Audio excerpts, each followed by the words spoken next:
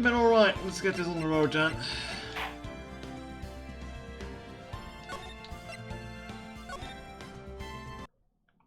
Plays the intro again.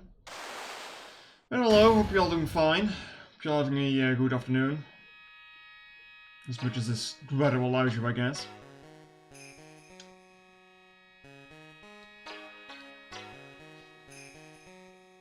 I forgot how lengthy this intro was, actually.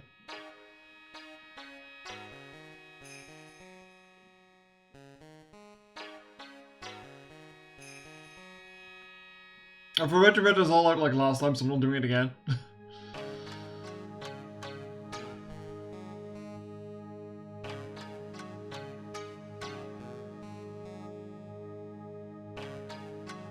But yeah, this is the last case of the trilogy, so some story ends are going to come to an end here.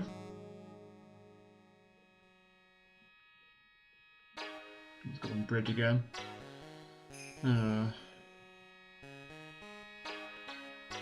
Back with ice cream. Enjoy your ice cream. I'll go for some ice cream right now, honestly.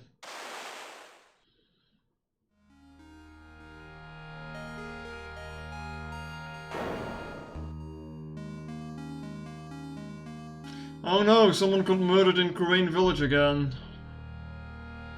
We've seen this before, haven't we?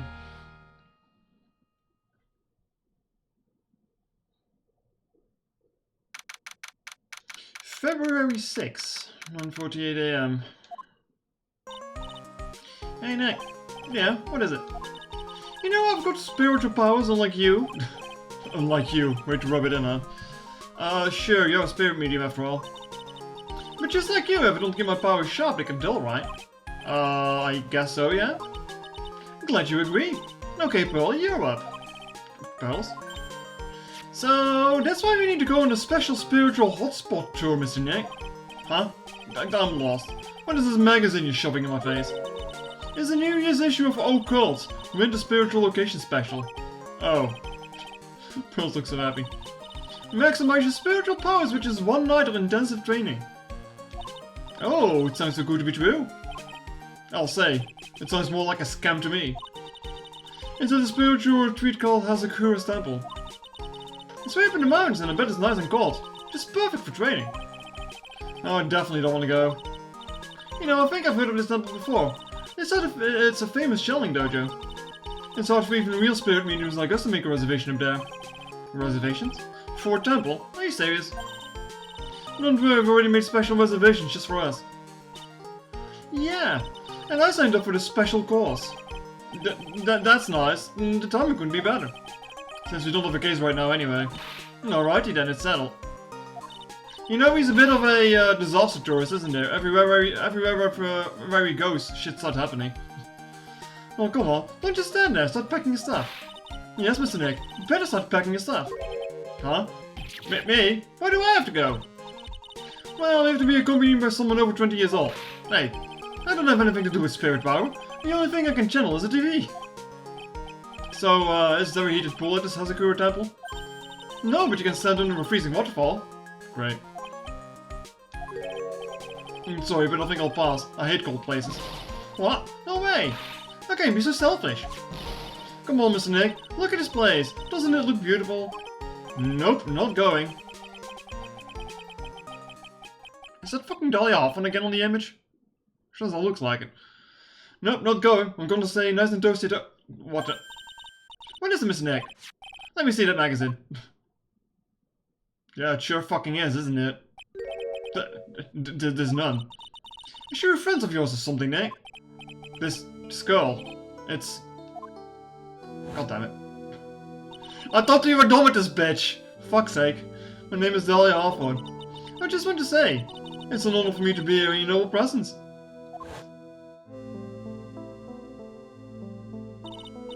I already know who's the culprit. Yeah. Honestly, how can any woman ever count on you for anything? You disgust me. But it can be. She was found guilty and should still be in prison. Mr. Nick? I'll go. Huh? Hazakura Temple. I said I'll go. Yay! Isn't that great, Polly? Yes, oh, thank you, Mr. Nick. You do anything for Mystic Maya, right? Even walk over burning coals, right? Cult magazine. Name is spot on, that's for sure. Dolly Hawthorne. I knew there was no way she could possibly at the temple, but I just had to see for myself who this nun really was. And then disaster struck.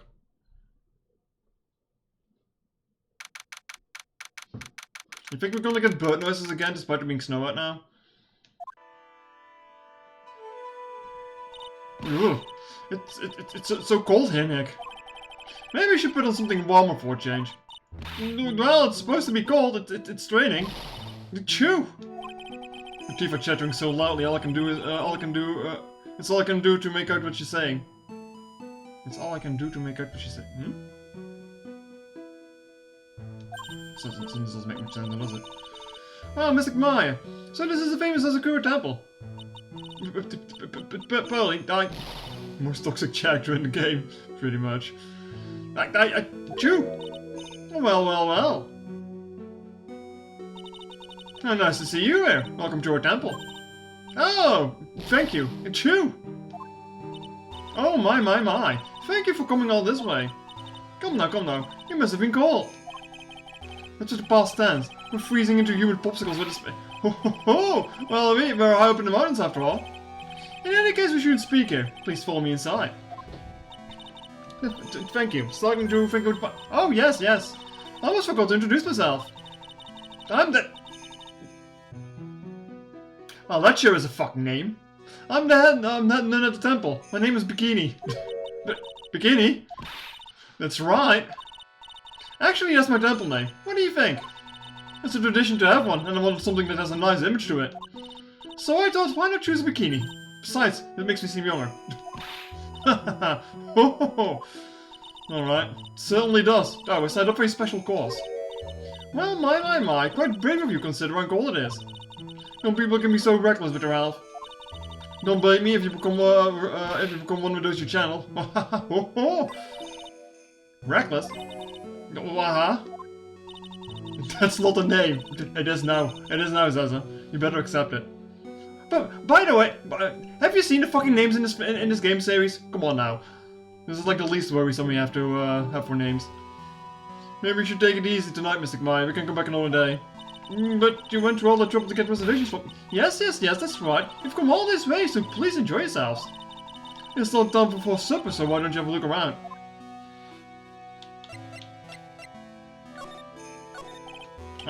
So what's a channeling dojo anyway? Oh my, you don't even know that? Forgive him, sister, for he knows not what he's saying. Well. Just call me Bikini and forget that sister part. Channeling dojo is basically a spiritual power training ground. There are special holy items prepared here to help people boost their spiritual power. Holy items?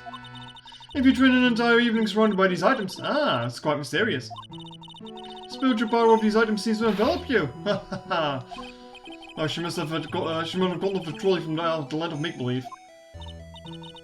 So, what exactly is a special course? You must be incredibly devoted to be interested at such a young age. It's a training session where you can sit on a block of spirit eyes and channel a spell. Spirit eyes? 30,000 times. All whilst being showered in freezing cold spring water. Called spirit water. Why do you put the word spirit in everything, for fuck's sake? It's February now, right? You have to be careful of it this time of year. If you don't watch it, you'll catch pneumonia or maybe even die of hypothermia. So be careful, yeah? Ha! How am I supposed to be careful? Oh no. I knew I shouldn't have signed Miss Maya up for this. The older nun. Sister, about this picture. Well, look at that. I must say I look rather divine here, don't you think? Oh, yeah. Unforgettable in every way. You mean it? Oh, I knew it! Wahaha! Hoo-hoo-hoo! Man, she sure is a ride. The makeup was pretty tough, but Iris helped me out. Iris? The cute little girl in the photo! She looks just like me, doesn't she? Lady, you need some glasses. This is the weirdest one, is it though? We're just a small temple here, so she and I run the entire place. Really? It kinda sounds like that. Sorry to cut in, but... This Iris, where is she right now? Oh, just listen to you. You haven't come all the way up here just to find a girlfriend, have you? No.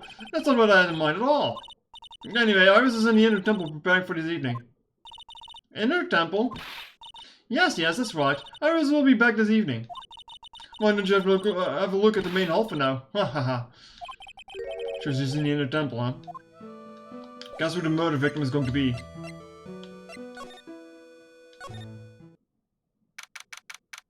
That might be time I need some more paint. The main hall. I think it's even colder in here. Achoo! Ah, Mr. Nick, do you smell that? It smells like meat and gravy. Yeah, you're right. I guess it's pot roast for tonight. Yum. Wait, I thought we would have something a little bit more, well, traditional. What are you talking about, Nick? How much names to choose from? This is like the third one, right? The fake one from the previous case? Iris Now? Wait a minute. That's the song title. And then Dahlia Alpha's her actual name, so it's like a third name, yeah. You think monks and nuns just sit around eating rice gruel all the time? Miss Maya's right. Oh, I hope there's mashed potatoes too. I love mashed potatoes. Haha. What a cute little acolyte. And greetings to all of you. Oh, hello. Oh, this lady makes Maya look like a 6.8 out of 10 on the witness scale. Your outfit. Did you go in for the special course too? Haha. Unfortunately, no. Actually, I'm... Ah! You're Miss... What?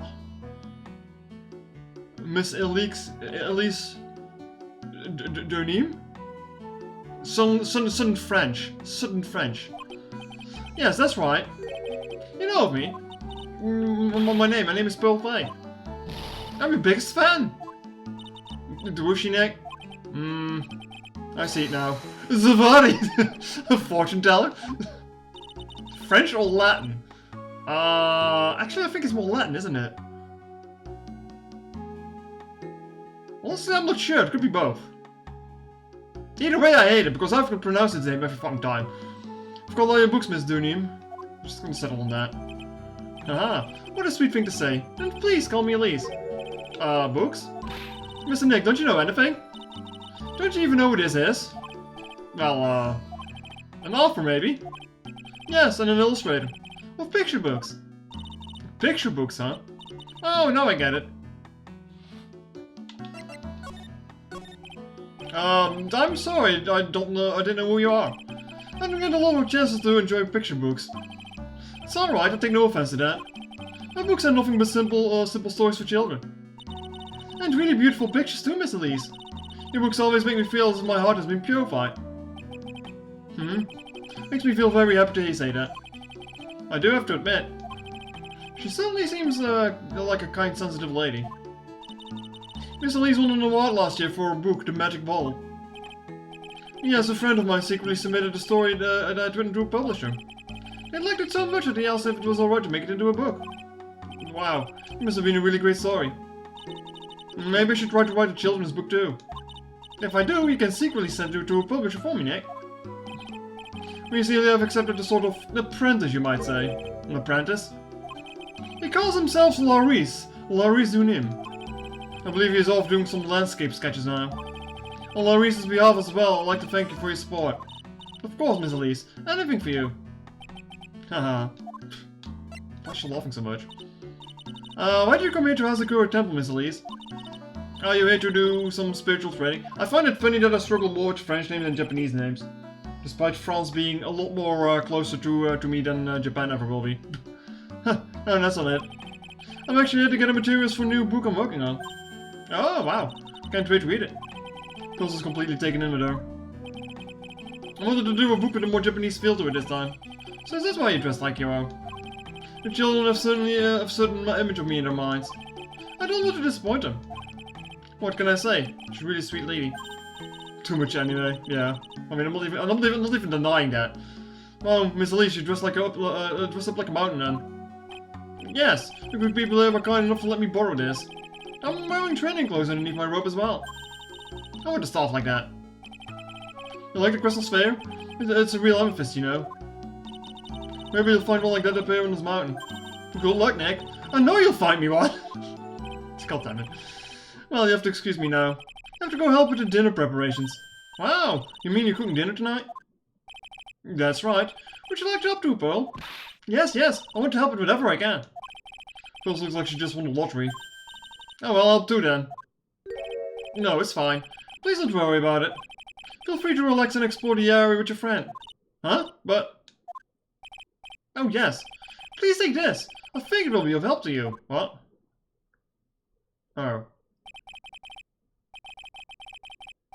Chat, is that the same fucking bridge? That's the same fucking bridge, isn't it? Fuck off. It's a map of the area. You wouldn't want to get lost now, would we? The inner temple. There it is, on the other side of the bridge. It's the same fuck-ass bridge. God damn it. I mean, I guess that makes sense why we got the previous flashback then, huh? Well, if you insist, I guess we'll take this chance to check out the other temple. Okay, I'll see you later then. Remember, you're not allowed to fight. Come on, Nick. Let's go. At least we'll stay warm if we keep moving. Bridge PTSD. There's a laughably large Mechatema on the altar. I can see Cyclops with tiny Mechatema I've got. I can only imagine what kind of power this bad boy has under his hood. It's a piece of wood. I don't think it has much magical power to it. It's an altar. Looks a bit old, but someone does a good job of taking care of it. Speaking of altars, I remember seeing one like this in Korean Village last year. I guess they really do have something to do with spiritual power after all. There's straw Zabuton cushions arranged around a hibachi brazier. I haven't seen a layout like this since I was in a really old Japanese movie, since I saw a Japanese movie on TV. If it wasn't for this hibachi, I'd probably freeze to death. But the writing on these sliding doors are instructions for spirit channeling. I kinda like how he scribbled moth formulas on the bathroom walls to remember them. Except he wouldn't go to the bathroom during tests, and I can't read these walls. God damn it, Nick. Alright. Nothing much here for now.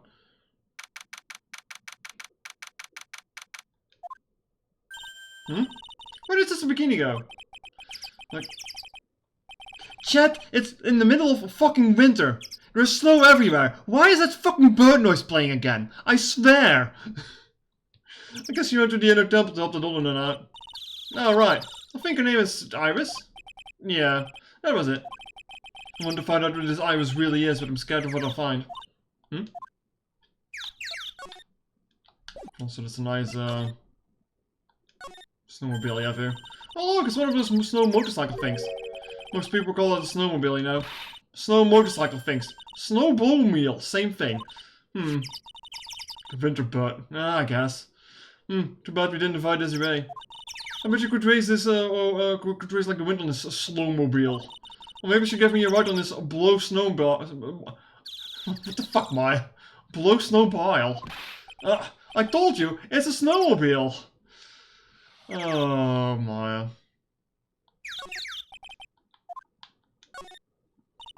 What do you think, Nick? Pretty awesome gate, huh? Sure is. Looks pretty well maintained, too. This thing kinda puts your hometown to shame, Maya. Yeah, well, a lot of things have happened in Korean Village. We used to be a lot richer back when people hired us to perform channelings. Oh, I see. But now the place looks a bit run down. I guess I was just born in the wrong time. Suspension bridge. Sus bridge, you mean? Dusky bridge, yeah, fucking right. Wow, look at this broken down old bridge, Nick. Yeah, look at that big canyon below us. Hey, there's a river down there. It looks like it's flowing real fast. What's wrong, Nick? You look like I've seen a ghost. I'm just not very good with heights. Oh, hey. I've got... Actually, chat. When the flashback happened, Nick was in hospital. Why the fuck was he in the hospital? And even with that flashback, he reviewed the case where the bridge incident happened. How does he not fucking remember it was... Nah. Oh yeah, I got it. Maybe you should face your fear and try hurling yourself over the edge. You know, 1, 2, 3, jump. Might just be what you need to get over your fear of heights. Yeah, death is a real good way to overcome phobias, alright. Anyway, it sure looks like a rickety bridge. Can't argue there. That's probably why it's called a Dusty Bridge. Read it again, Maya. It says Dusky Bridge. Well, it's practically the same thing. Anyway, the inner temple is just up ahead, right? So let's go and check it out. Why isn't there another way across? Nice phone you have here. Does it actually work? Can't believe there's a public phone here. Who would ever use it? The people who live here, I guess. I doubt we have any real phones here. Yeah, but it's like a 20-minute walk here from the main hall. It would have been smarter of them to build the main hall here, don't you think? Maybe you should work on channeling someone who makes logical sense, Maya. Maybe I'll know about it soon enough, don't worry about it. Some letters are engraved in a roughly cut boulder. Dusty Bridge. Not only is she dumb, she can't even read letters, for fuck's sake. It says Dusky Bridge, okay? Come on, Nick. Take a look at the bridge and tell me you're not supposed to be dusty. The sign is obviously wrong, and I'm gonna fix it. Now give me a pencil, Nick. Do I look like a pencil holder to you? I don't know, you got spiky hair, maybe. It's now about going off in a different direction than of the main hall. The sign here is so old, the text seems to have vanished.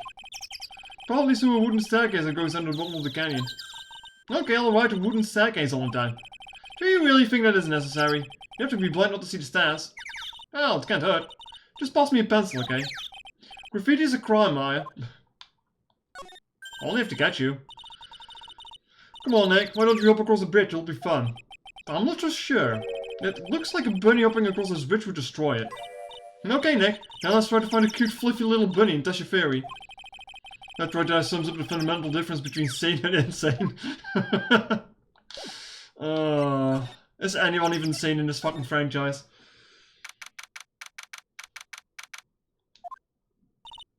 Whoa! The bridge was shaking like jello in an earthquake. And at least half of the wood on that rickety bridge was rotting, I bet. Way to put someone at ease. Not to mention the last boat only had like one board left on it. What's wrong with you? Your face is all green. Can you not pick on me for a second? I'm still trying to get over the shock that we made it safely across that death trap. Yeah, I guess I'm a bit surprised too. Graffiti is art. It can be art, unless you put your fucking name everywhere, then it's just kind of shitty.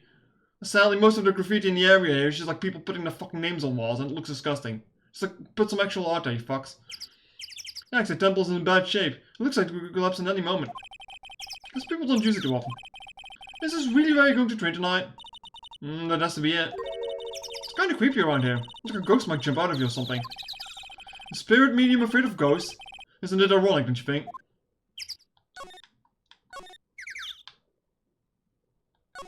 Mailbox? Hey! There's a giant robot buried in snow. Well, there's something buried in the snow, but I think it's an incinerator. Oh. But you gotta admit it looks like a robot. The surgical of the incinerator is going to be part of this case as well. Sure, anyway. I don't think it gets used much. It's looking pretty rusty. Hey Nick, do you think this giant robot incinerator can walk? I told you, it's not a robot. And it's not especially big either. Bah, you have no imagination. I don't think we will need if you had to beat it to advance. A fight between a live and overgrown furnace? Who'd ever pay to see that? There's probably someone for it. Oh wow, look at these neat Buddha statues. Maybe I'll take one home with me. Maya's a real fucking criminal here. Maya! But there's so many. You wouldn't notice if I just took one. Are you kidding? Of course they'll notice. What are you gonna do with one of those anyway? Put it in the office, of course. We can trade that wooden statue in the office reception area for one of these. You know, come to think of it, where did that wooden statue come from anyway? Okay, surprisingly light on that, huh? I don't care how much you pay me. I don't want to cross that bridge again. Nick, you're gonna have to cross that bridge again to get back home. No worries, Nick. No one is offering you any money. That's because no reasonable person would call that pile of popsicle sticks a bridge. The later half of it is nothing more than a few planks of wood and some string. Hey, we want to get back, we haven't got no choice but to go cross it again, you know. Maybe I'll just say, I've always dreamed of living in a little shack in the woods.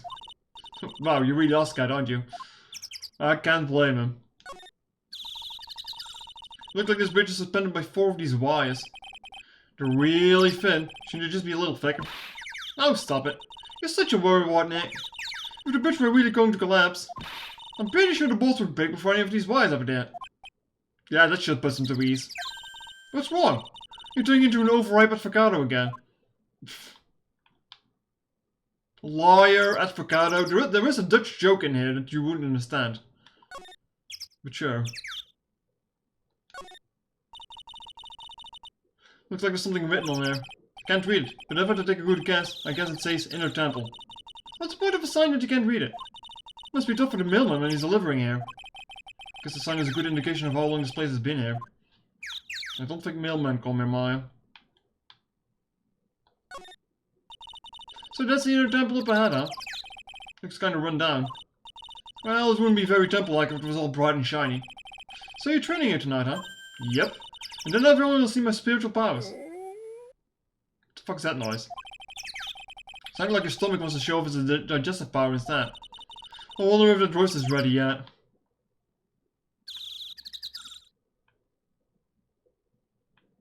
For all the bird noises in this game, we have not seen much birds. I guess we had the pigeons like a few cases ago. And the parrot, but... Hey, a half-open gate. That's practically welcome mat. Yeah, except the sign on here says no entry. Nick? Rules are made to be broken, you know. Man! Why is she being so criminal all of a sudden? What the fuck? You expect a large to go along with that? Oh, come on. You're such an old lady sometimes. Let's just go. Don't blame it on me when Sister Bikini puts a curse on you. Now you got me scared. Let's just forget about it, okay? Alright, I guess we'll go back. I guess we'll go back.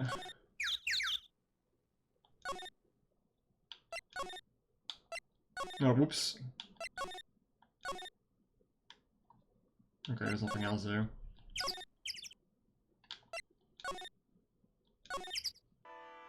Oh wait, no, nothing, really?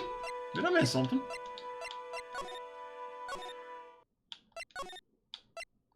I guess I missed something.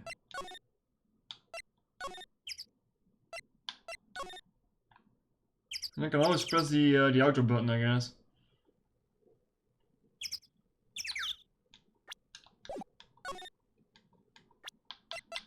Actually...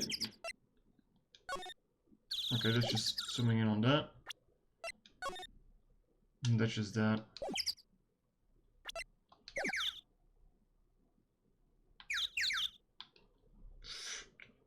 Sure. Oh! Because I didn't pay attention to that. What the fuck's going on there? Inner Temple looks more like a prison, but sure. Man, look at this place. It's just a tiny freezing cold room. So this is where you both be training, huh? Huh? What do you mean both? I'm the only one. Really? But I thought... Pearl is just a little kid. She couldn't handle this kind of intense training. So says the girl who can barely hear over her teeth clattering. Anyway, the real training room must be behind the door over there. Yep, definitely getting the feeling it's back there. Even I can sense that there's something supernatural about the cavern behind the door.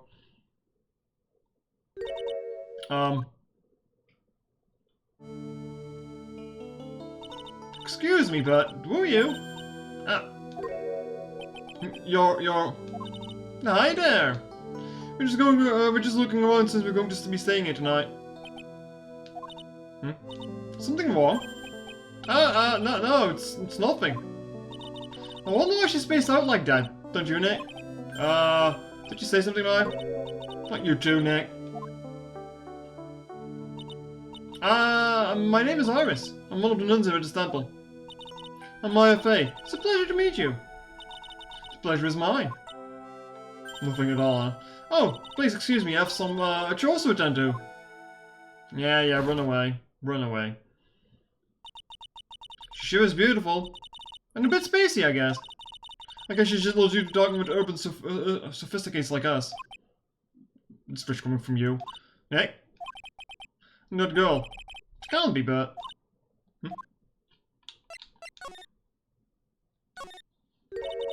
Look at this antique dresser. I wonder if there's anything valuable inside. Holy shit. Let's have a look. Nothing. Just a bunch of clothes. Hey, Nick. Huh? Oh, sorry. I was just, thinking. Oh, about Iris, I bet. Looks like you've been bitten by the love bug, Nick. The actual training area must be on the other side of this door. Wonder what it's like. Probably very dank and wet, I've got the feeling. Phew, it's locked. Come on, Nick. You know you want to open it for me. I can't. You've been in kind of a bad mood lately, haven't you, Nick? Zavadi! I know what it is. Iris! Well, please stop doing a look at me bits. Come on now. Haha! Iris and Nick sitting in the tree. God damn it. A hanging scroll. Doesn't look that old either. Ah! Ack! What is it? Why do you scream like that? This scroll. It's my mother. What?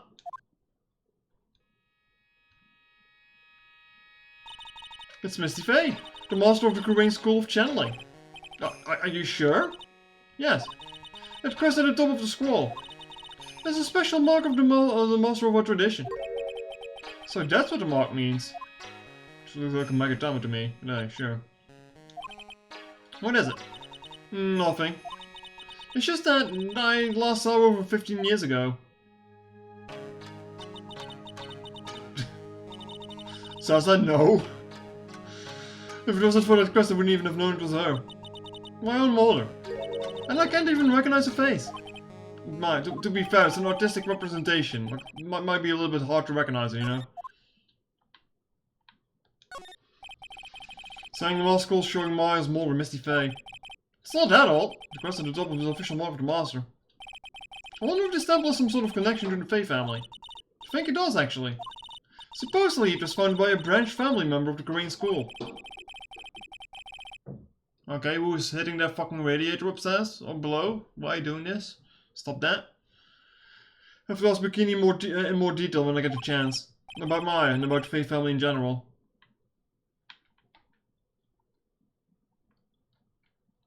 There's nothing else.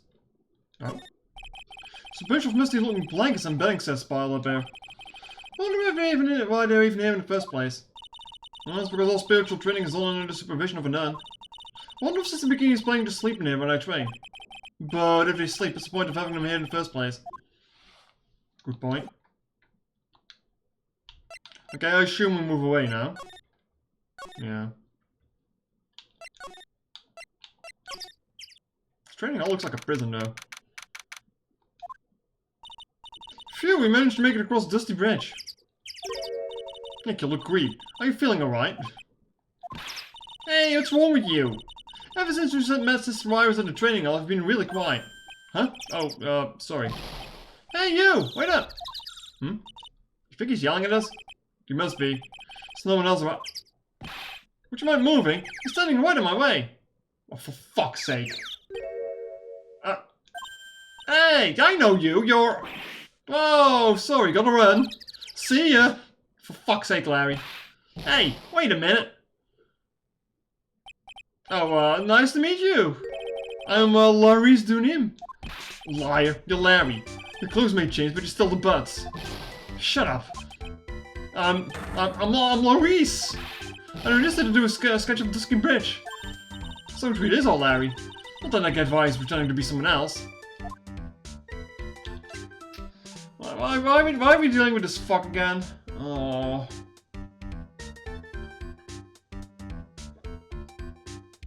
You know I say that, but at least fucking Old Black hasn't showed up in the game. Could be worse. So, what are you doing with the last name Dunim? Well, I wanted to start over again with a clean slate. A clean slate. You remember, don't you, last time? the Moss case.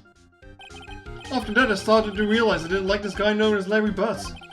And that's when I came across it. The Book of Destiny. Teal hit it. No. Book of Destiny? You mean? The Magic Bottle by Miss Elise Dunim.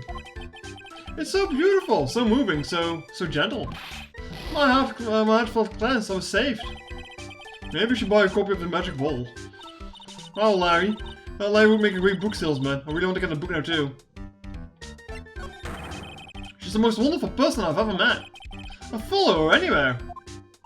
Well, she certainly is a very elegant lady. You see? Here's a photo I took of her in secret. Why would you do that in secret? No, it's a beautiful photo. You want a copy, don't you? It's okay. I just happened to make the actual prints. Photo. Oh. Is there anything fishy about the photo?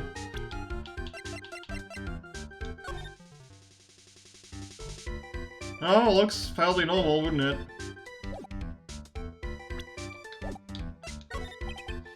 still, it's kind of hard to imagine you as a picture book illustrator. To tell the truth, you must have some kind of ulterior motive, right? What are you talking about? I don't trust anyone anymore, especially an old woman. Talk about a bad case of denial. Anyway, can you even draw well enough to make a picture book? Art isn't only about technical skill, you know. It also is about having a pure heart. And that's why I'm asking, can you draw well enough to make a whole book? Now that you mention it, I wonder. Looks like you still have some doubt in your heart. It's true, I do. But when I first saw her, I felt it. Something inside me ended and something else began. Oh, Larry. It sounds like you found in love with Miss Elise Dunim. I hate that name. Oh, you're not wrong. It's not her. It's the other girl. The other girl? Uh-oh. I have a bad feeling about this.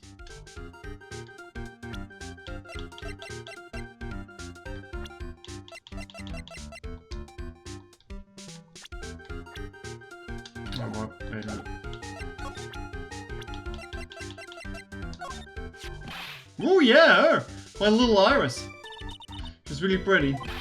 This girl, she's perfect. She's exactly my type. Oh, no. I wonder if she would model for me. I want to draw a portrait of her. Yeah, you always liked those model types, didn't you, Larry? Hey, wait a second. Didn't you say you were a swearing off woman? Huh? Yeah, that's right. Of course I have. I have, basically, but Iris is different. I feel like I still have one chance left at the end of the dream. It's gonna never change. Everyone! Gotta be from the bridge before you fall down. Hey, Pearly. Dinner preparations are complete. Please come quickly to the main hall. Alright. Can't wait to dig in, Pearly. Because who's going to be suspect number 1? Oh, I can tell you fucking ass that we're cross-referencing Larry again, because this shit always happens.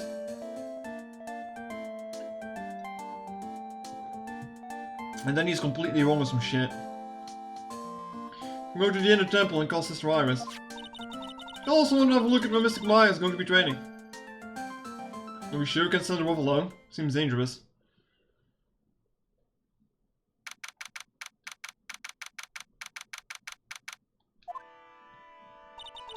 Boy, am I stuffed. Are you sure it's alright to eat that much before training? Well, this kind of training is a battle of endurance. Rooting for your lorries. Oh, I love the floof. Mystic Maya, please don't do anything that might put your health at risk. Haha. No pain, no gain, I guess. Still worried about you. Well, let's not dilly-dally, shally-shally. You must get ready for tonight. Good luck, Maya. Alright, here I go. See you all tomorrow, I guess. Iris, please ring the bell at 10 for us for light side, alright? Yes, Sister Bikini. And then after you ring the bell, I want you to come join us at the training hall. I understand, Sister Bikini. Maya and Bikini really seem excited about this training thing tonight. I can already tell you that it ends with a murder. Well, Pearl, what are you going to do tonight? Well, if you'd like, you can come to my room. Perhaps we can read some books together. Really? I'd love to. I'm not very good at reading. Well then, would you like to practice reading with me? I'd love to. Of course, it's absolutely smitten as Miss Dunim. So, Larry, what are you gonna do? Huh? Me? Well... I'm just gonna hang out in my room. Can't stand the cold at all. I totally hear you there. Miss Elise, so for example, how do you read this? It says gravely. It's kind of a tough word. Oh, okay. What about this word? That's another tough one. It says roast. What do you mean, tough one? What kind of a book is she reading anyway? Well, I'm going to wash the dishes and gonna help clean up. I'll go visit you when I'm done, Miss Elise. Well, not much to do except head to my room and hold under the covers, I guess. I should have brought your Nintendo Switch. That's what you should have done. Ugh. It's a whole different type of cold up here in the mountains. Why couldn't the nearest bathroom just be a little closer to my room? Mr. Wright? Stuff for Japanese, maybe. Oh, Miss Dunim, are you going to use the bathroom too? Oh, no, but have you seen Paul? No, not since after dinner. I thought you said you were just going to go to your room. I know, but you never showed up. I'm going to look for her. Excuse me. Uh-oh. Miss Legion name. A woman as mysterious in origin as her last name. But the really mysterious one is... Oh. Sister Iris. Good evening. The really mysterious one is this girl. Are you on your way to the bathroom too, Mr. Wright? I can't let this chance pass me by. I should try to talk with her, and maybe get some answers.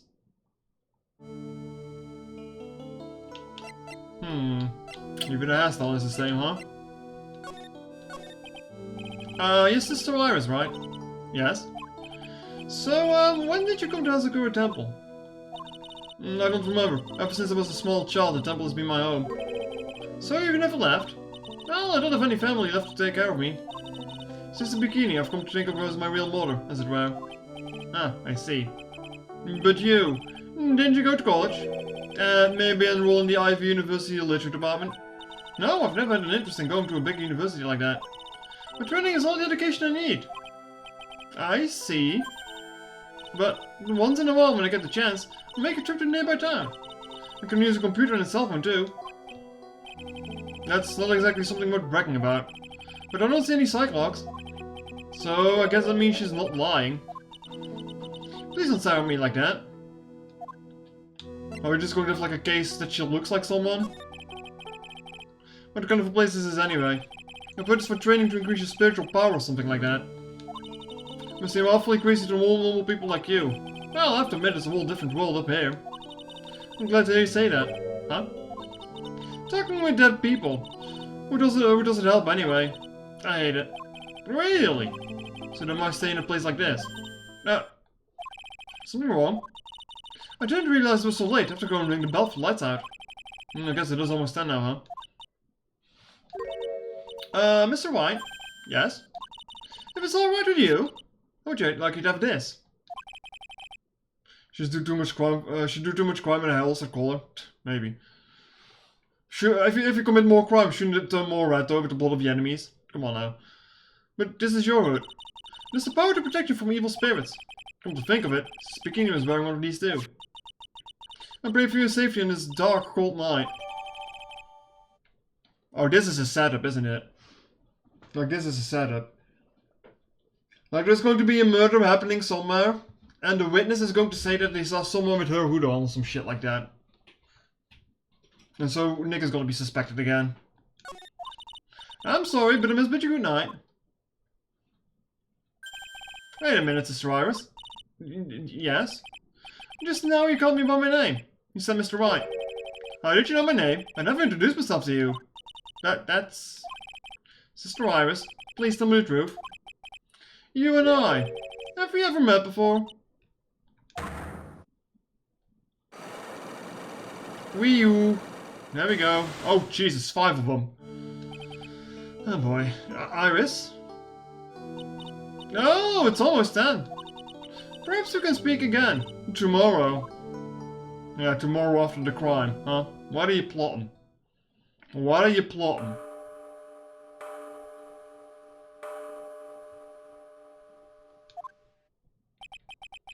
So my was correct. She does know me. I'll have to try to talk with her again tomorrow. Unless she gets murdered. Ah! What the? A blood-curdling scream came from the courtyard. Excuse me, right out of the statue just mentioned came from. That scream. I'm sure it came from around here. Ah! Someone's there, on the ground. Miss Dunim. Squish. I just stepped on something soft. Hey, don't step on my tummy like that! What are you doing here, like in snow? I was passed out, what do you think? So the blood-curdling scream is you? Forget about that! Hurry up and call the police! Is there even a phone in the main hall? No, but there's like a reception up in the mountains. You must have a cell phone on you, right? I, didn't bring it with me. Oh, you're useless. I mean, even Iris has a cell phone. You've got no choice. You have to use a public phone on this bridge. Hurry, hurry, hurry! Run as fast as you can. Yes, ma'am. If you don't hurry, Iris will. What? What does Iris have to do with this? Ugh. It's harder than I thought. The bridge is just up ahead. I have to go tell Maya what happened too. Oh, because why the hell would she be in a courtroom there and not in the fucking training hall? Shit's on fire, yo. Biscuit Bridge, it's burning down. What the heck happened? What are you doing here? Huh? What is it? Is it me? Don't scare me like that, Larry. I almost had a heart attack. My name isn't Larry, it's Clarice. Larry, hurry up and call the police. I'm going to go to the inner temple. Don't be stupid. The bridge is nothing but a burning wreck right now. Listen to me, there's been a murder here. It has to go to the temple. What? The murderer might have fled across the bridge. Yeah, I have to make sure Maya is safe. But... Please, call the police. I gotta go. Get on my way, Larry. Make you fucking stupid. Don't run over that. It's too dangerous, Nick. Wait! Must have been crazy. I knew how dangerous it was, but I still went for it. Ah! God damn it. Game over. Phoenix Wright fucking died. Making even more by the fire, the rickety old bridge's plank snapped and gave away. And as I was swallowed by the eternal darkness that surrounded me, a final terrified scream rose up to the piercing to pierce the frozen air of the harrowing night. Oh, okay. Oh boy. Is this how he ended up in hospital? Might actually be. Might actually be.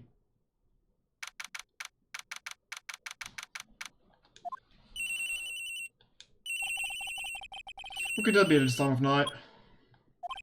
Yes? Edward speaking. Oh shit. Angie, get up! It's an emergency! Huh? Larry? Do you know what time it is? It's not Larry, it's Clarice. Larry's through him. This is nothing more than a terrible nightmare. I just roll over and... Wait, no, don't hang up. It's an emergency. It's Nick. He took a really nasty spill. Well, it wouldn't be the first time, so... I'm not joking. His life is in danger. What? What happened? Tell me. Talk about a guy with bad luck. He may already be dead. Anyway, you gotta come back. You're the only one that can help. My Iris. My beautiful Iris. She needs help. Alright, I don't know what's going on, but I'll be there as soon as I can. I'm at the detention center. Please, hurry. It's been 1 year since I left that country. I thought I wouldn't have to see him again for a while. Sounds like it won't be a pretty reunion, as if expecting anything to change.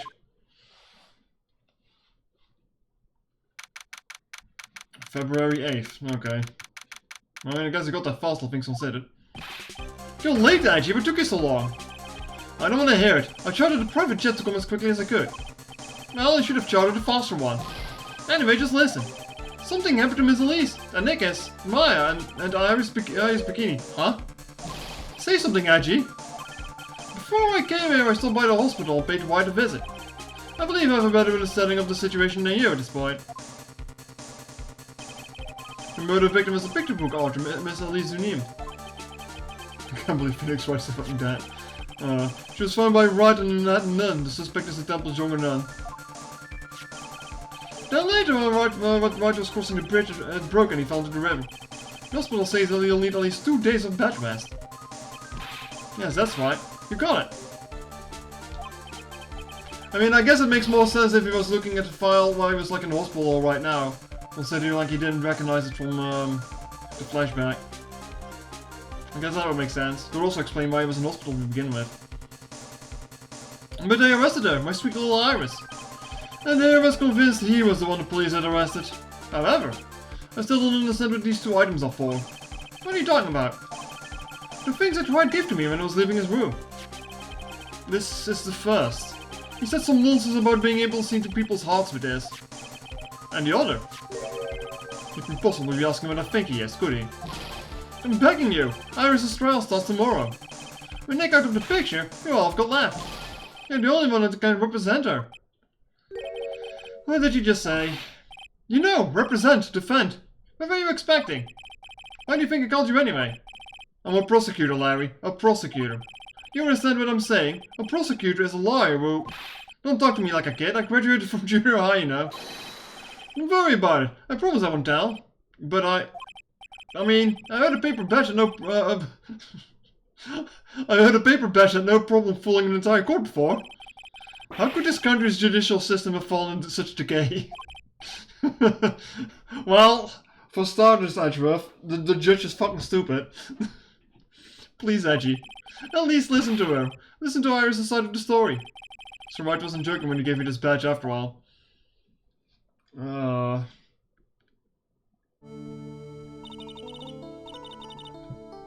I can't say I expected this. Thank you for coming, my name is Iris. Edgeworth. What else, Edgeworth? I don't know if it can be of any help, but... well, at least hear what you have to say about the murder. Mr. Wright! Hey, how is he? Mr. Lowry said that he might have even died. Fortunately, he'll be fine. Larry, you moron. How could you say something like that? He was badly bruised when he hit the water, but otherwise he was unarmed. Thank goodness. Didn't they say that they couldn't find anyone from this fucking river? Oh. But he's got some kind of nasty cold. A cold? He's running a high fever and is drifting in and out of consciousness. I must be imagining things. This woman. I feel like I've met her before. Well, at least you aren't stupid either. Pardon me, Iris. I would like to ask you something, if you don't mind. I have the distinct feeling you and I have met before. Must be your imagination, Mr. Edgeworth. After all, I hardly ever leave Hazakura Temple. Hazakura Temple? What's that? It's a place where those who wish to boost their spiritual power come to train. You need to undergo some very difficult training to release your inner spiritual power. Spiritual power? Did you go to the temple for that reason as well? No, I don't have any spiritual powers. I don't need them. In that case, what are you even doing at the temple then? I've committed some sins. Sins that I need to pay for. That's why I'm there, and that's why I continue to train to purify my soul. Sins, huh? I want to ask you about this, about last night, the night of the crime. Alright. I helped to clean up after dinner, and then I went back to my room about 8. Later, I left my room to ring the lights out bell at 10. Well? We're ringing at the same time each night. I see. And then? And then? I was told to go to the training hall, but I went back to my room and stayed there. Why didn't you go to the training hall like you were asked to? I was frightened. Frightened? So I just stayed in my room and meditated until the murder happened. There's more to a story, just know there is. Maybe I should dig a little deeper. You were asked to go to the training hall on the night of the murder. Yes. However, you didn't go. Because you said you were frightened. What exactly was you frightened of?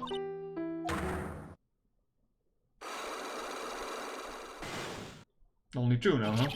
What in the world? Something wrong? I'm sorry, it's nothing. It's like she's not aware of them themselves.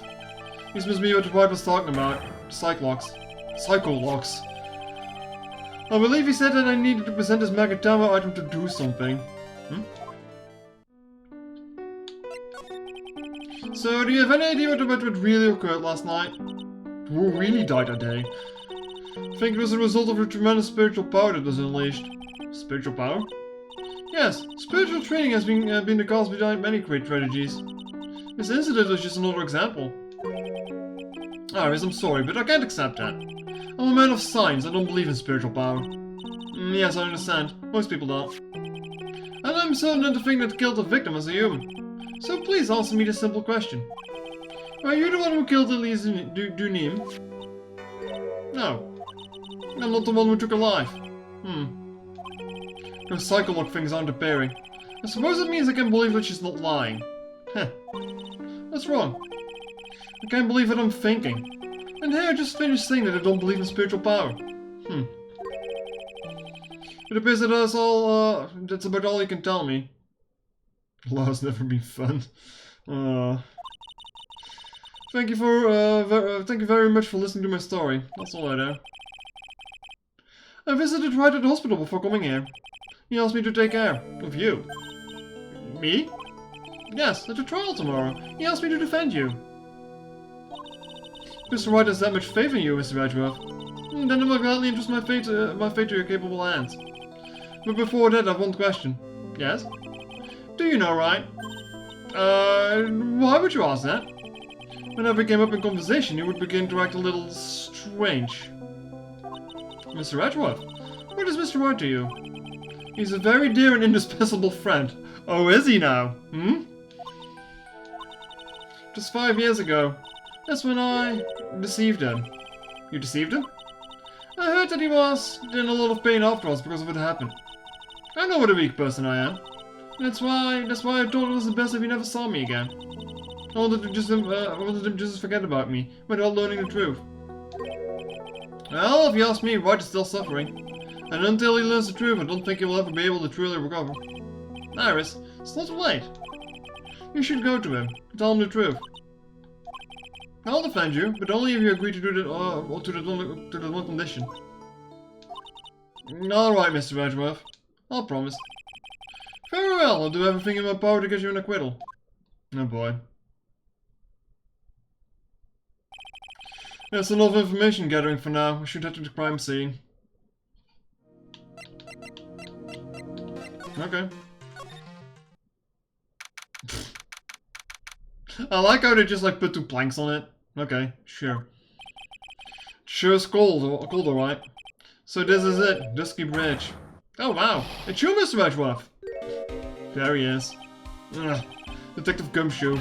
Long time no see. It's been about a year, or has it been longer? It doesn't matter, Detective. What does matter is why you're shuffling around up here. Oh, ouch. And there's that sharp left jab. Well, I'm happy to see you anyway, Mr. Edgeworth. Let me guess, you were transferred by HR to the local precinct. A wise decision. The vast amount of nothing up here should be quite easy to guard. I heard you were back in the country after and arranged to come all the way out here.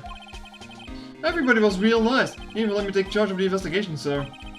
Gumshoe indeed. Like gum on your shoe, he's impossible to get rid of. I'm supposed to report to the details of the crime scene, sir. Anyway, here I am, Detective Dick Gumshoe, reporting for duty. Great. Thank you, Detective. That old Prosecutor Godot was going to get here before me. The guy's a real mystery, I tell you. Prosecutor Godot? Oh, he doesn't know. I just got back to the country, so I don't really know much about the case. It's simple. Well, simple is a simple does it, as they say. Oh, you got no idea how much I've missed that biting sarcasm of yours, sir. But seriously, this one is a piece of cake. There's a witness inside the whole thing. A witness? Yeah, the bikini lady.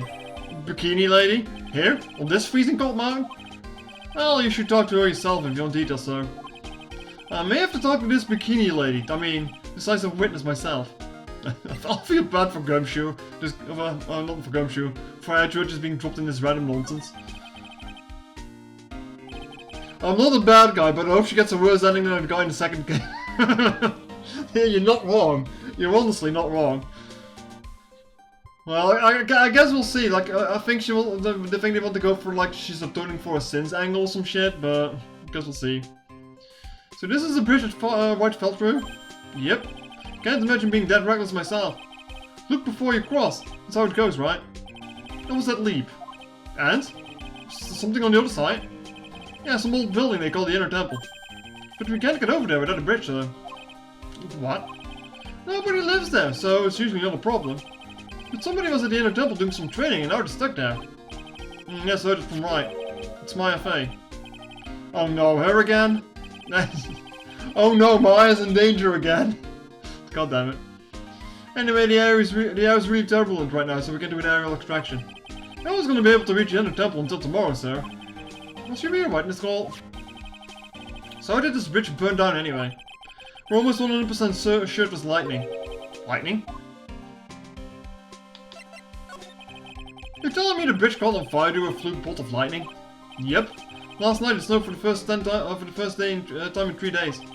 It's a little unusual for lightning to occur during snowfall like that. But according to the weather data, lightning definitely struck. Oh boy. Divine punishment. I see. It's a very detailed weather report. Almost too detailed. It even has the exact time that the lightning struck the bridge. I guess I can read this thing? Yeah. Vehicle mountain weather data for February 7, snow with occasional lightning strikes. Snow 7 to approx 10:50 PM, lightning 10 to approx 11 PM. Lightning struck the Dusky Bridge at 10:45, around 30 minutes passed between the fire starting and going out. Alright. This is checkout time, guys, yeah. Oh, Dad, we got the information from the witness's testimony. Someone actually saw the lightning hit the bridge? Who was this witness? Sorry, I'll go ask one of the local cops later, sir. So who is this prosecutor Godot? I've never heard of him. Yeah, he's a new guy. Showed up after you left the country. He's a complete rookie, but nobody can say a bad word about the guy. What kind of a man is he?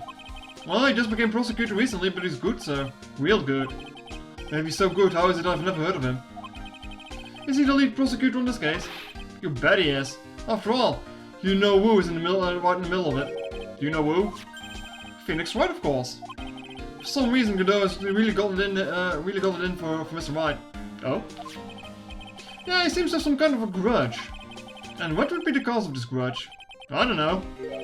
Maybe he made fun of his mask or something. None of this is making any sense. I better look into this Godot myself.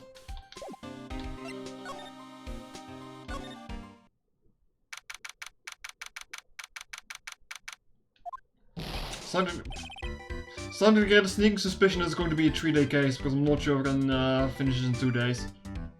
Like if it's already started like an entire hour of preamble. Yeah, Reggie, what took you so long? I'm so cold my brain is starting to shove it. I knew it was a mistake to race back to this country. What do you mean? Well, it's going to be fine, and the case itself isn't anything unusual. And to find myself taking a request to defend a woman accused of murder. Hey, wait a second. Hold it. Objection! What's going on here, Mr. Edgeworth? It's hard to explain, but one thing led to another, man. What kind of lame excuse is that? And you call yourself a defense attorney? Prosecutor Edgeworth is a prosecutor, and that's why he's Prosecutor Edgeworth. Prosecutor Edgeworth, defense attorney, just sounds plain old weird, pal. Right. Prosecutor Edgeworth. I'm not sure what role I'm supposed to be playing anymore. Dude, Edgy. I haven't seen you for a couple of years and your hair turns into a sherbet. I say, more like a sorbet. It's rather cold here. Iris didn't murder her. Someone else did it.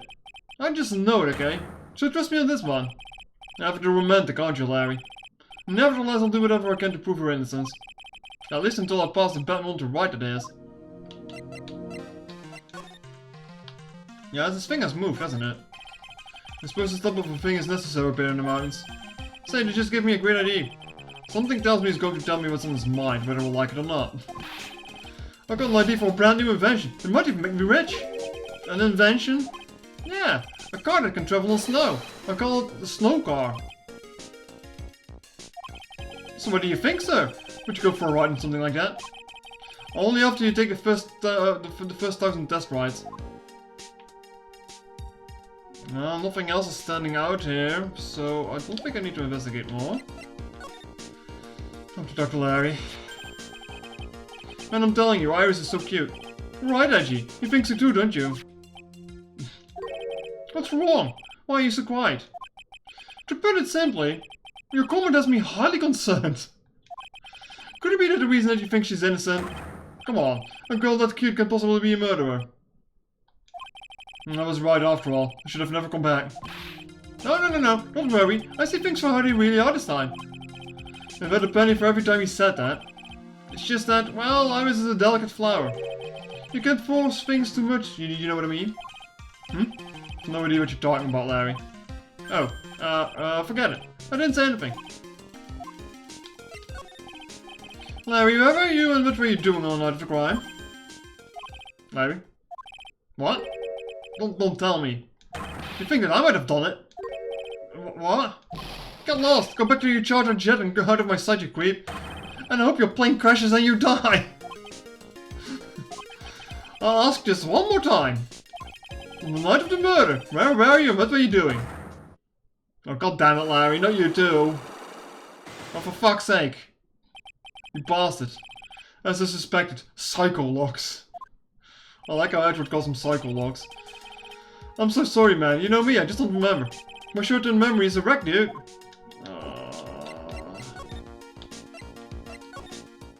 Great. Very great. Hey, hello there. So how are you feeling? Alright, I suppose. Huh? Who's this? My name is Miles Edgeworth. My, handsome boy such as yourself is always welcome. If circumstances weren't so tragic, I might just... Please don't call me boy. I'm sorry to trouble you, but I'm looking for a woman in a bikini. Well, yeah, found her. Now, what can I do for you? I'm sorry, but I don't see any bikinis. If you ask nicely, I might give you a peek, big boy. You've earned it, big boy. Mr. Edgeworth. This is not no, it's just a bikini. She's a witness. Why didn't you tell me that earlier? This is exactly why your salary keeps getting cut. My stomach was already growling in protest. So, what's the latest about my beloved Iris? Well, first, I want to hear what you know. Just like you'd ask about last night. Well, last night, we had an accolade for training.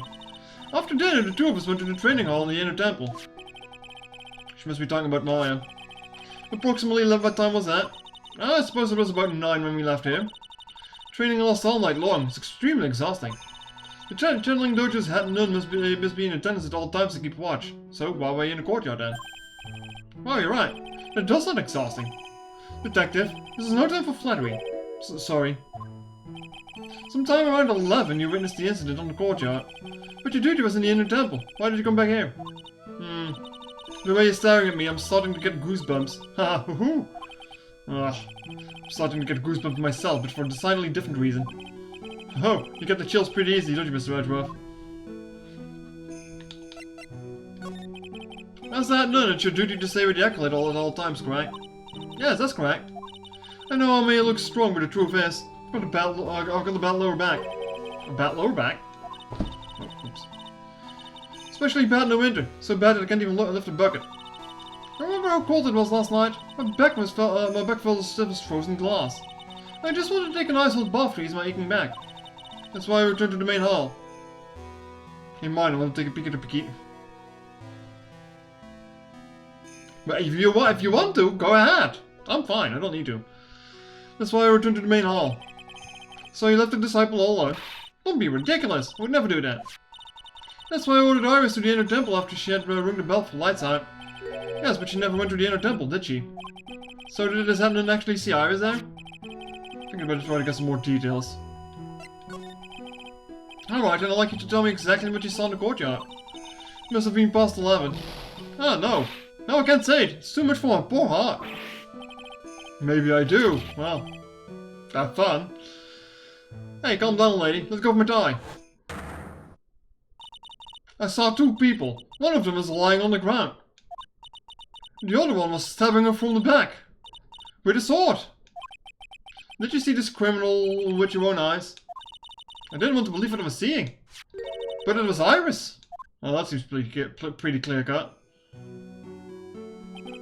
You must have been quite shocked. Of course you was. Try putting yourself in the shoes. It'd be like if you were stabbing Mr. Wright smack in the middle of courtroom. And I happen to witness it from the witness stand. I'd be pretty shocked too. Interesting example. But I know it sounds insane, but that's what I saw. And when I finally realized what I was seeing, I screamed. And then I passed out. Unfortunately for us, the testimony seems to be pretty solid. However, the idea of Iris doing such a foul act seems unnatural. Unnatural? The girl I know simply isn't capable of this sort of foulness.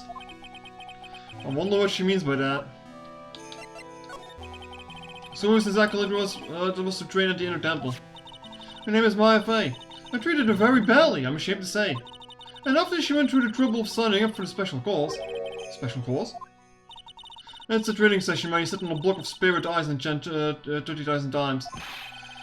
You don't mean to tell me she's still doing it over at the inner temple, do you? No, of course not. You don't have to worry about that one little bit. Last night we still hadn't started the training session itself. Well, that's good to hear. Oh dear. There's one thing I forgot to tell you. Uh-oh, I don't think I like the sound of this. Do you know that small girl? I believe she's Mystic Maya's little sister. Maya's little sister? Oh, you mean Little Pearl? That's Maya Fey's cousin. Yeah, right else Pearl I'd actually at the moment. Little Pearl? I thought she was going to visit Mystic Elise after we'd finished with the dinner cleanup. But I haven't seen her at all since last night. She's nowhere to be found. You mean she was with the victim? It's all the fault of my stupid, squeaky old man. A little girl who was with the victim on the night of the murder? Is gone?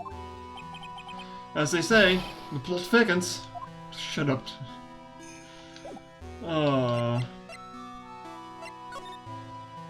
There are more Ansar cushions in the corner of the room. What is that white piece of paper sticking out from under the sack? Yeah, just kind of went to story mode here without investigating the room. I'm dumb. The fault plickens. Thank you, Automat. Thank you, Automat. We don't really hear that word a lot anymore, do we? Beats me.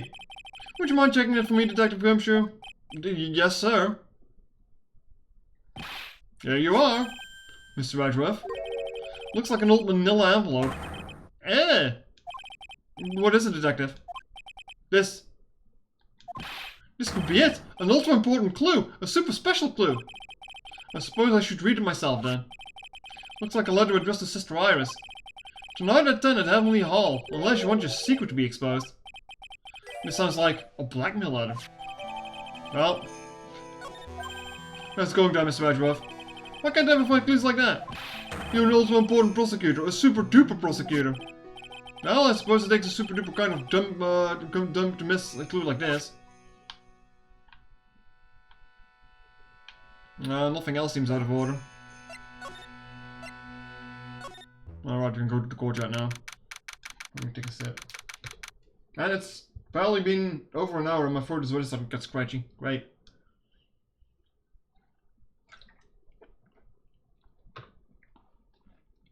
It's not that I don't like these games, but I will be glad when I'm done with them because this is murder on my voice every time I stream them. And this is where the murder took place, so. Oh, and I'm removing the body, we left everything else untouched. Thanks, Detective. I'll just have a look around. Looks like the police are still investigating. Oh yeah, by the way, I thought about better whiles just to be sure. Are you really going to defend that nun, Iris, at the drill tomorrow? Yes, I will. I gave him my word and I must follow through with my commitment. Well, in that case... I gotta be careful. Gotta make sure I don't leak the prosecution's whole investigation. Don't worry about it, Detective. Just keep your mouth closed and I think most of it will flow out on its own. You got it, sir. I'll make sure it flows out from like water from a tap. Yes, you do, Detective. It's almost like your runny spout leaked over the years. The victim is a famous picture book author, Miss Elise Dunim. Also, yeah, having said that, I think, when I'm done with the investigation, I'm calling it for today. Because otherwise, it's probably gonna get late. The victim is famous for the picture, okay. Her entire past up until she won a writing award last year is a total mystery. It's hard to believe in this day and age you can still find people like that. The estimated time of death and the victim was between 10 and 11 PM on February 7th. Cause of death is blood loss, which is resulting from a stab to the back with a murder weapon. A murder weapon? The victim was found screwed with a giant sword, sir. That's terrible. Yeah, but there's one strange thing. Yes? The victim's entire body was covered with bruises. The bruises are consistent with falling from the height of a two-story building. A two-story building? It would be about the same height as the room in front of us, correct? Hey, you're right! Where'd you go, Mr. Redruff? That just happens to be the room that Miss Elise Dunim is staying in. Maybe she was pushed out of the window after she was stabbed by the sword. Now then, Detective. Let's see if we can summarize what we've learned so far. Okay. Let's take a look at the map. Comes through its fucking maps every time. According to the testimony of Sister Bikini, that nun, right after they finished dinner, she and I headed to the Ender Temple. I like how it follows the path.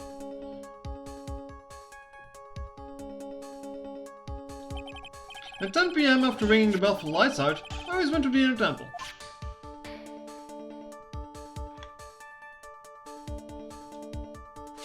She thinks this investigation ends, oh no. When she got there, Bikini had to take over while she went to the Hazakura Temple.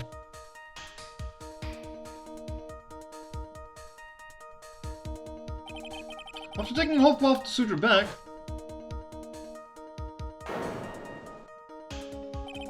Sister Bikini witnessed the murder in the courtyard. If you want more details, you could ask Bikini herself in the main hall. The Inner Temple, huh? I'd like some more information about that place. Why What is this inner temple that Maya was supposedly training at? Well, according to Bikini, it's an old building that used for training the acolytes. It's on the other side of Dusky Bridge. The bridge had burned down, huh? Is there anything else on the other side of the bridge besides the inner temple? Nope, nothing. Nothing? The other side is surrounded by cliffs on all sides. In a way, it's kind of like a little island out there. So the only thing there is the inner temple. And it's not the kind of place a person could survive in. Please be alright, Maya. The trial begins tomorrow, but who's the prosecutor? I'm pretty sure he's that Godot guy, but... no one can get a hold of him, so they're looking for a replacement. What do you mean? It's really weird, all of a sudden no one can reach him. One of the rumors are true. Maybe since Mr. Wright called a call and won't be defending, he just lost interest. I intend to appear in court with the role of defense attorney. However, I would be quite unhappy if it came out that I'm actually a prosecutor. I'm in my class. Ringing every now and then. Yeah, but I can see why. But I'm not the one you have to worry about. I think the real problem is going to be the judge. Yes, he certainly would remember my face even after such a long absence. That's why I requested another judge preside over the trial tomorrow. We've only met each other once, there's a good chance he won't remember me at all.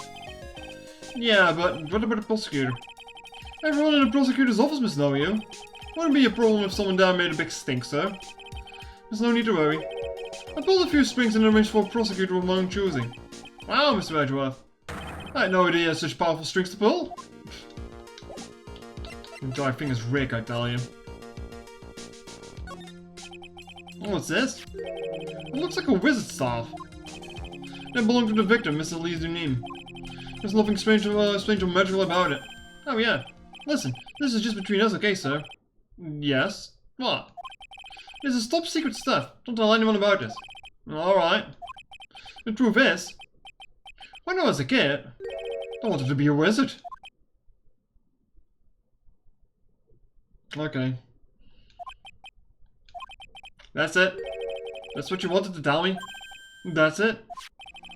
The stuff was made from a very strong kind of wood. What about fingerprints?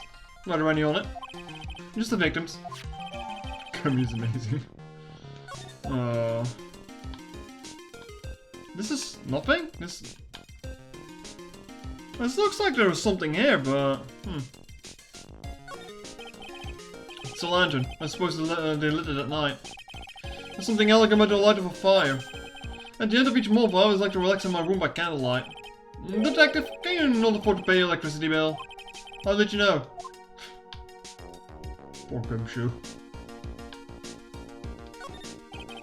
You aren't any clothes here? Oh. Ah, just off skiing. Really? You don't seem like the type. Well, what about slats? Slats? Nah. They're a little too kiddie, you know? Messes with my hard-boiled image. What's with the silence, Mr. Edgeworth? Is the world starting to go mad? Oh, it's another fucking stepladder. The main gate must be over the stone wall. Ah, stone walls. I jumped over a few of those in my time. Most of them are good memories, but not all. Detective, perhaps someone should introduce you to the concept of paucity of words. So the sword from this gold statue is actually the murder weapon. Sure is. It's called the Shichichitsu, by the way. Nasty piece of work, sir. There's still blood on it. Suppose this is the victim's blood. Yep, it's all over the blade. And speaking of all over the blade, there are fingerprints all over the hilt of the Shichichitsu too. No stepladder conversations here out of 10 case. Fingerprints? Naturally, they match the prints we got from the younger nun, the defendant. The fingerprints on the murder weapon? What's wrong? You're looking really sullen. Is this how it is for Wright? Is this what it is like to be a defense attorney? Yeah, I think it doesn't feel really good. To be honest, it feels more like it's detrimental to your health.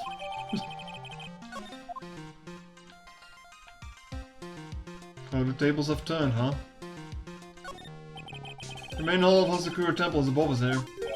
Hey, you're right. But I'm pretty sure the main hall didn't have a second floor. Hazakura Temple was built on the steep part of the mountain. The front and back of the main hall are on different levels. Oh, that makes sense. But wouldn't it be easier to just build a place slanted, so? I fail to see how you can consider it to be even remotely good idea. It's Gumshoe, he doesn't have good ideas. Well, sometimes he does. Okay, nothing else to explore here, huh?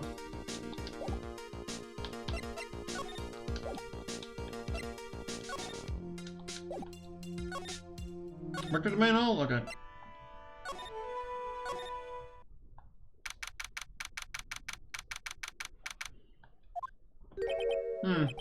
I don't see Larry anywhere. Good. Maybe we scared the poor kid away. His heart should type with a number of psycho logs. I guess I should have to look. I guess I have to look for him now. What a thorn in my side.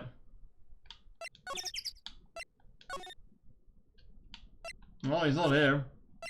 Detention center? We need to show Gumshoe our badge is so cool and sexy. God damn it. Ah, Mr. Edgeworth. I came back because I need to ask you a few more questions if you don't mind. But I've already told you everything that I... Iris, please remember. I'm on your side. You can tell me anything. Yes, thank you. I just finished speaking with the head nun of the Asakura Temple. She testified very clearly as to what happened. She said she saw you stab Miss Elise Dunim with a sword. And one other thing. She said that when Maya Fey began her training at the Inner Temple, you were there as well. What? When I spoke with you last night, you claimed that you never went to the Inner Temple. And yes, Sister Bikini says that she met you at the Inner Temple that very night. But I didn't go there. I didn't go to the Inner Temple last night.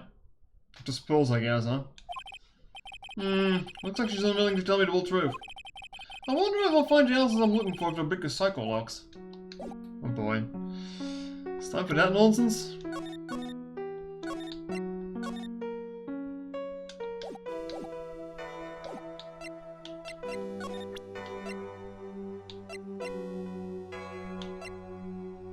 He wasn't serious, was he? Take that!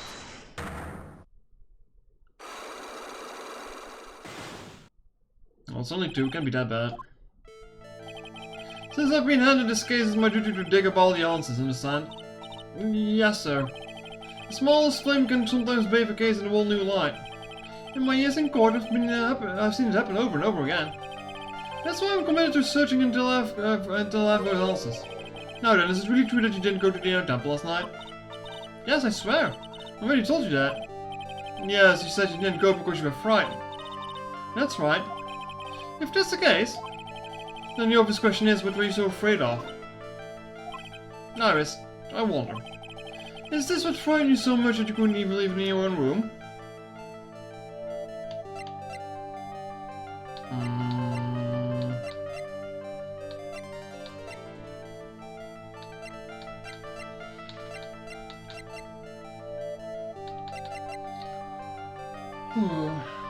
Take that! Perhaps this is what you were afraid of. Well, I'm sorry, but you're wrong. Huh? Why is your voice trembling like that? It's just that your eyes are scaring me. Ah, blast. Must be trying too hard to bluff. Please excuse me, I'm still reduced to this rule of being a sight. No, I shouldn't apologize. I'm sorry for being such a scaredy cat. No? Anyway. We just up my room all last night. If that's the case, then what are you so afraid of?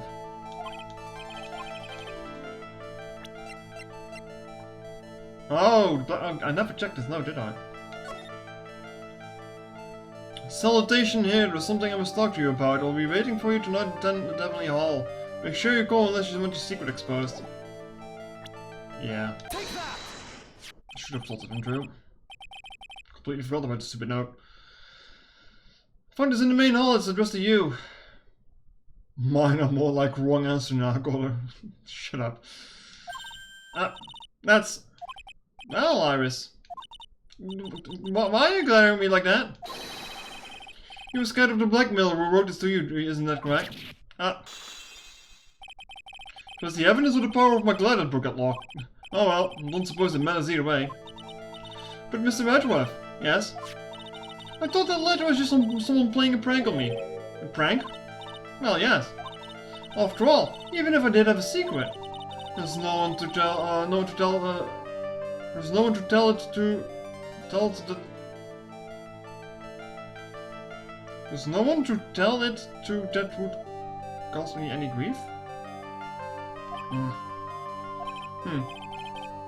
Some of these sentences seem like kind of off. I guess like the second time this episode did is like a sentence this is like weird. Maybe it's just me, but I wonder about that. Sister Bikini is like a mother to me. I would never hide anything from her. No one would learn the secret would be a problem. Never hide anything from her. No, he may not have anything to hide under normal circumstances. However, last night was different. Unfortunately, I don't know the exact nature of your secret yet. However, whatever it is, there's one other person you don't want your secret told to. Take that!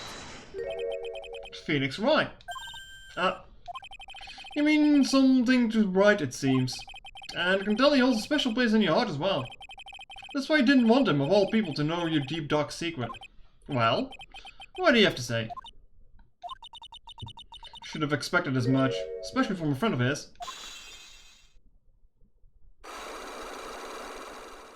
Oh, that was easy.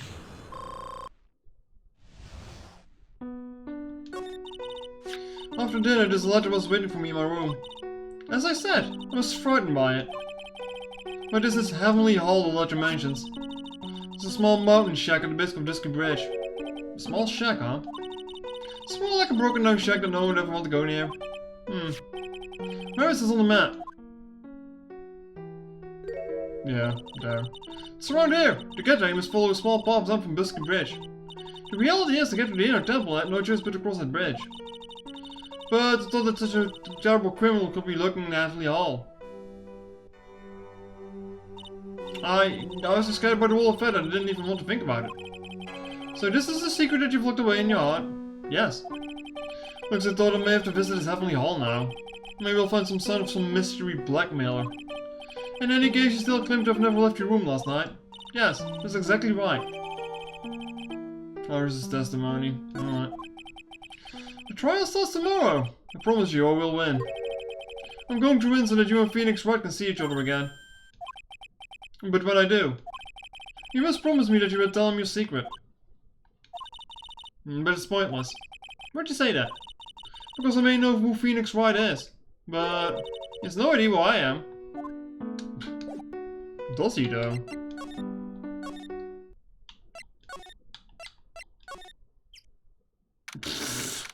The fuck's going on here?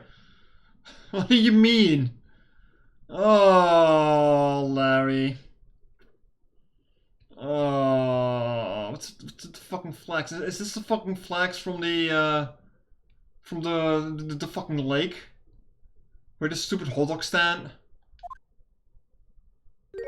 Whoa, not much of a view down here, huh?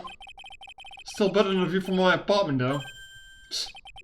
Someone's here. Hide yourself, detective. Lally tries not to smell. Challenge is also impossible. Oh, why? Why does this always happen? Whenever I find a girl I like, they always run away. I even chased one of them to Japan. Next is going to be prison, I guess. I steal the detective's wallet. That'll get me locked up for sure. Nah, can't do that to someone who looks like he's down on his luck. He's just talking to himself. Shh. Be quiet and listen. I knew it. I shouldn't have done that. I blew it again. Done that? What did he do? I wonder. Hey, you! How about what you just said? I got an objection! A mystery blackmailer, look at me. Butts were in Japan for you. Yeah. What the? Angie! You dirty rat! Gumshoe, you oaf. Oh, I'm sorry, sir. Before I knew it, I was shouting objection. And in a loud commanding voice too. I even pointed my pointer finger. You've watched too many trials. I'm sorry. Okay, Larry, the jig is up. What have you got to say about just for yourself? I don't want to fucking deal with Larry. No! I'm fucking done with Larry. So what graffiti problem you got there, pal? You don't know anything, detective. This is art. It's an expression of my bittersweet love for Iris. Larry, do you know what the difference is between graffiti and true art is? So the artist himself defines it, right? I should have seen that one coming. Well, if that's the case, then all of my lunchboxes are masterpieces too, pal. Yeah, boxes full of sausages. Sausages. What is this festive-looking ornament? Reminds me of an art class in grade school. We used to have a lot of fun decorating the classroom with origami, remember? Well, you'll never be done with the butts. Oh, fucking wish though. Well, again, like I said, it could be worse. It could be fucking old bag. Oh yeah, you were never any good at it. Really? Yeah, this guy was so bad he couldn't even fold a dollar, let alone a coin. Everyone tried to comfort him, but he would just sit there sobbing. Really? I never thought he would have. I never expected it. Be quiet already. I'll never forget the shame of the day. You want a crane? I can make a perfect 1/4-inch crane without a single flaw. You know, Edgy, nothing for nothing, but a 1/4-inch crane without a single flaw is not easy. Yeah, that's quite a feat, Prosecutor Edgeworth. Oh, that's exactly why I hate childhood friends.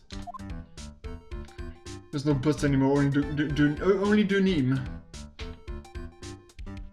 Think you can catch some fish here? This is the Eagle River, sir. It goes pretty fast, so it doesn't ice over, even in the winter. If it had ice over, Wright would have been in some serious trouble. You're right about that. He would have landed on the ice and slid downstream to who knows where. Not exactly what I meant, but alright. He really is dumb, isn't he? He goes all the way to Disco Bridge. It's a pretty long but easy walk. I fell down 4 times on my way down here, sir. Oh, sorry about that, detective. I ate 4 bananas and a toss of pills on the stairs on my way down here. Ah, so that's what I was slipping on. Be careful on the way back. There's deadly banana peels still out there. It's a real important piece of information right there, Mr. Edgeworth. That he likes littering? Yeah. Straw roof is totally covered with freshly fallen powdery snow. Right, it makes a nice image, doesn't it? How is it like the rustic look?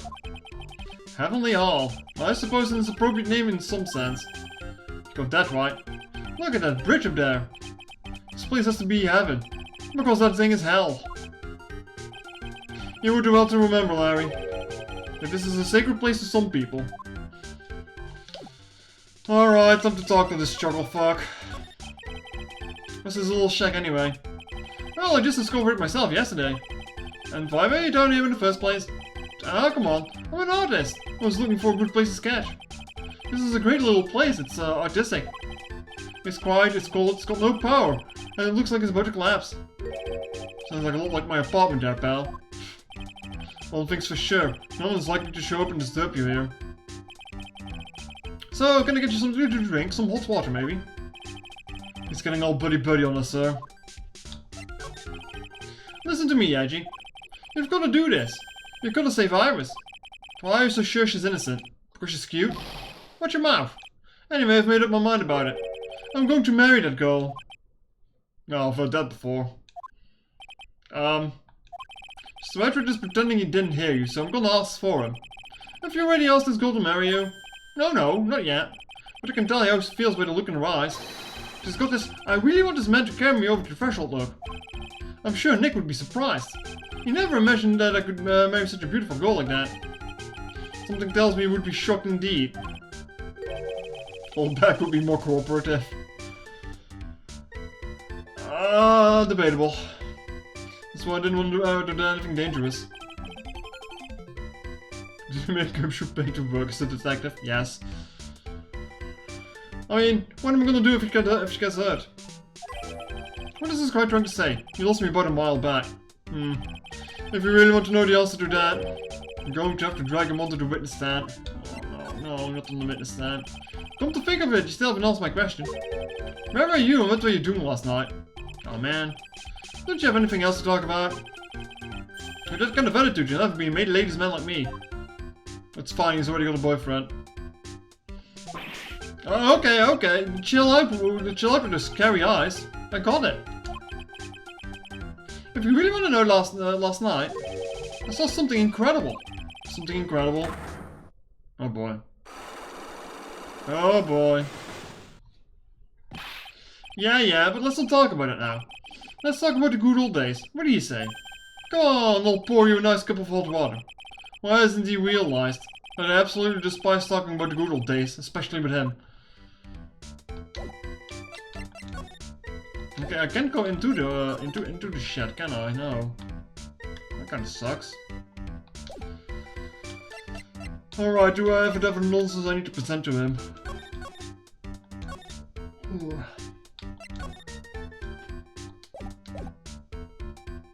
Yeah, looking at the times, it's probably gonna be like 2 hours before I'm done with this investigation. If not more.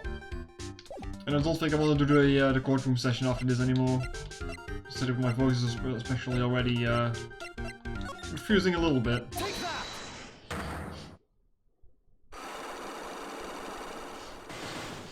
Actually, chat, give me a second. I need to blow my nose.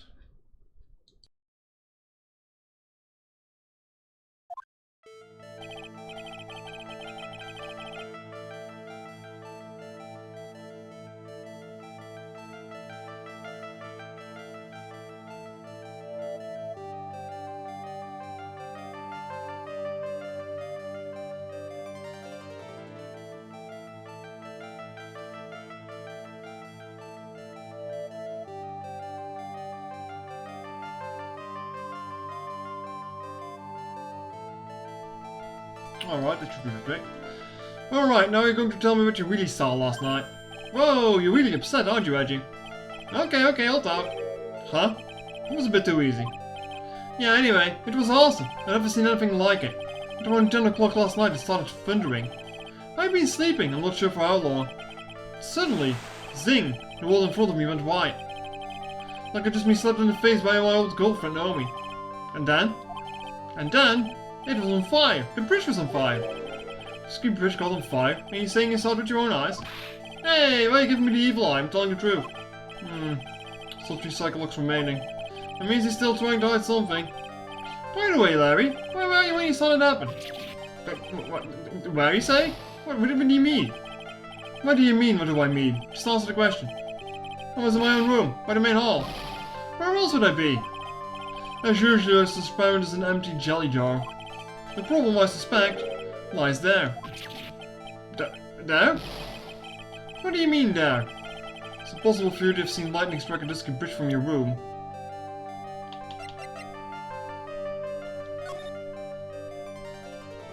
Yeah, it was just a mountain in the way. Take that! This is a map of the area. Take a look around the vicinity of Hasakura Temple. I wonder if Hasakura means something, actually. What am I looking for? I think it should be fairly obvious. The main hall is surrounded by trees and it's impossible to see the bridge from there. What? Why didn't you tell me that before? Well, how about it? How about what? Do you feel like talking now? About what? Looks like it won't be that easy after all. You leave me no choice, I'll have to move on to the next step.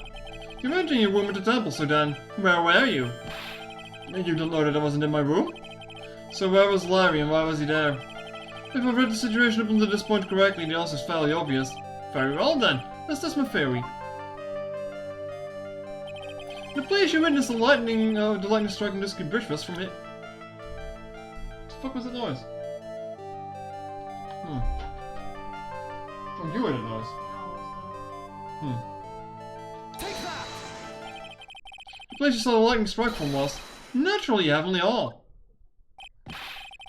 Why would it be hanging out in this old shack? It's freezing cold, there was no electricity and it could fall apart at any minute. Larry, how do you know that anyway?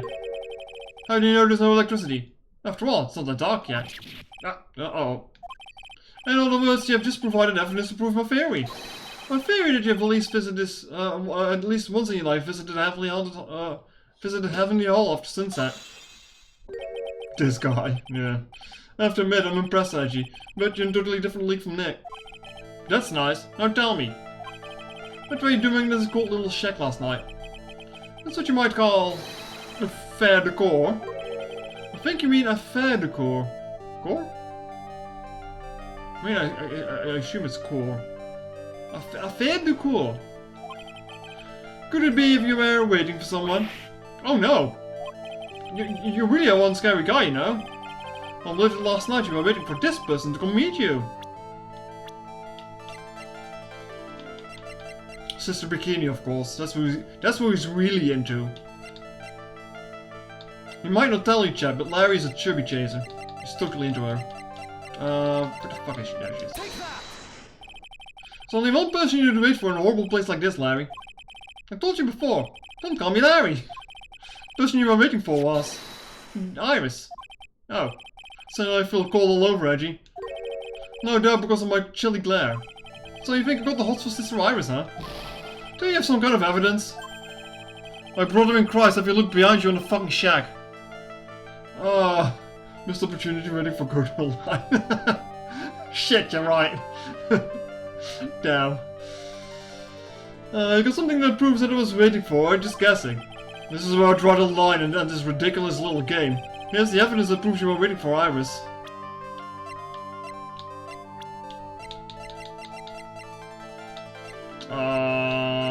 Do I actually have anything for that?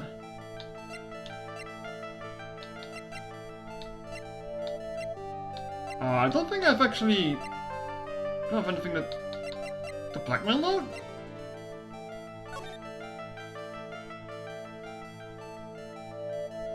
Why would Larry blackmail her though?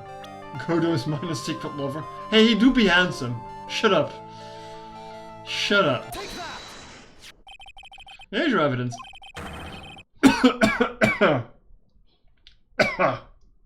Great, I took the wrong spit. Oh, good job, me. Salutation here, but don't know, seems like Larry to me. Maybe. You called her to this spot with a pathetic blackmail letter. Oh, hey, give that back. You're embarrassing me. What are you doing with it anyway? It's not important. Misjudged you, Larry. Larry's killing miner. Yeah. What do you mean?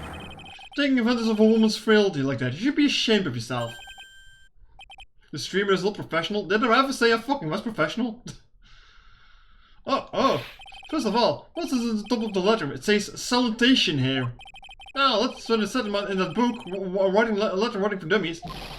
You're not supposed to actually write that. That's why you're supposed to write Dear Iris. I'm so sorry. God damn it. Chat, we got like books for dummies, but like we need a step under that. We need books for Larry. Like that's even lower. It's lower than dummies. So you were in Heavenly Hall last night, weren't you, Larry? And you saw the lightning and Dusky Bridge, didn't you? Sorry, Edgy. Sorry doesn't cut it, you scumbag, threatening a young lady like that. Nope. Hey, hold up. What now, pal? What are you talking about? What threatening stuff? I tell you what, you tried to scare Iris by threatening to expose a secret, pal. What do you mean threaten? When did I threaten her? Unless you want your secret to be exposed. That sure sounds like a threat to me, pal. Blackmail, in fact. Give me a break, it's a love letter. Haven't you ever been in love? What did you just say? Well, love for her burns so hotly, it could melt all the snow in this mountain. Oh? And what is the secret you mentioned? Oh, come on, Edgy. Don't you get it? I'm talking about the secret love between her and me. Oh, Larry.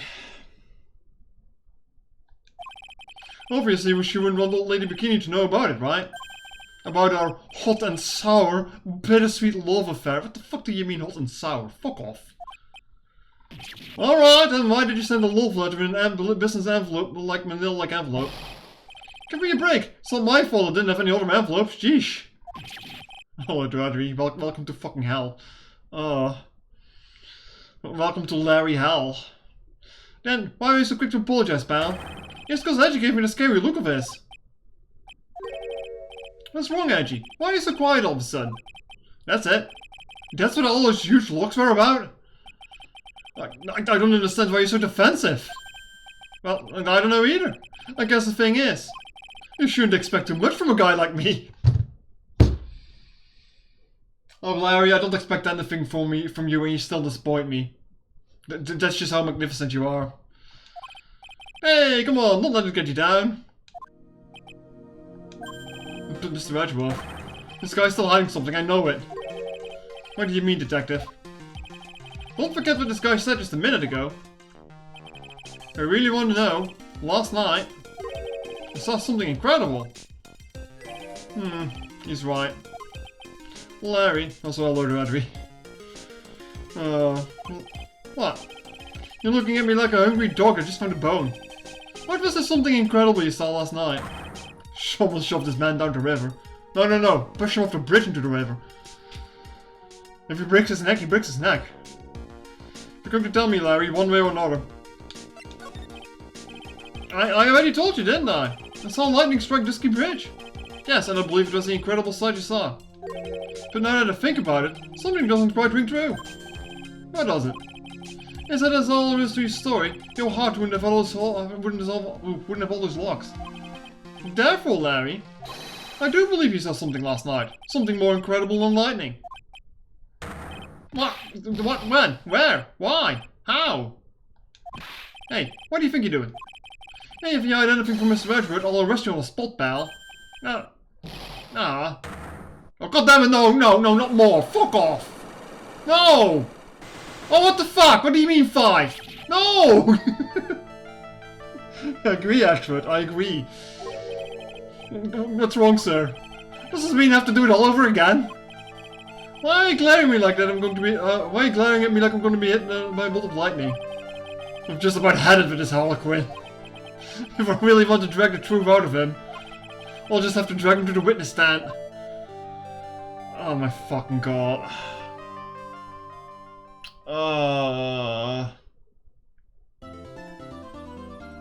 Jesus Christ. Part 1. Hold on, I'm gonna take a quick look at the guide that I still have open somewhere. Where is it? There. How many fucking parts are there to this trial? 2 parts. Oh boy. Do I wanna do this? My voice is probably gonna hate me in like an hour or something, but I'll do it.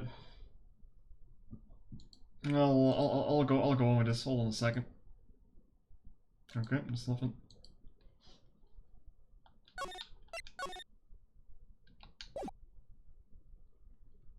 I can still stop in the middle of the trial if I need to.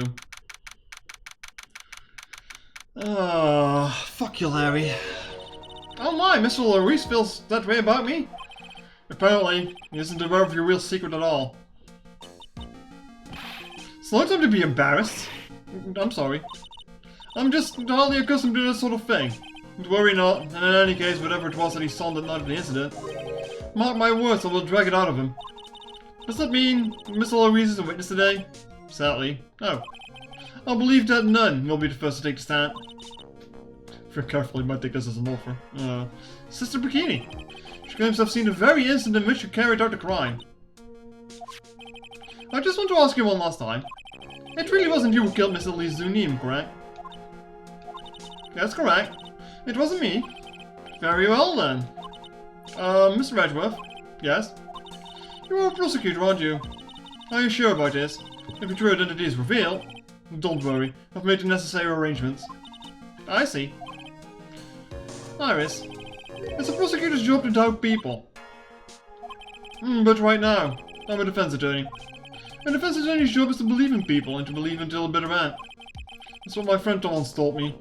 Mr. Edgeworth, I simply ask you to watch and decide for yourself.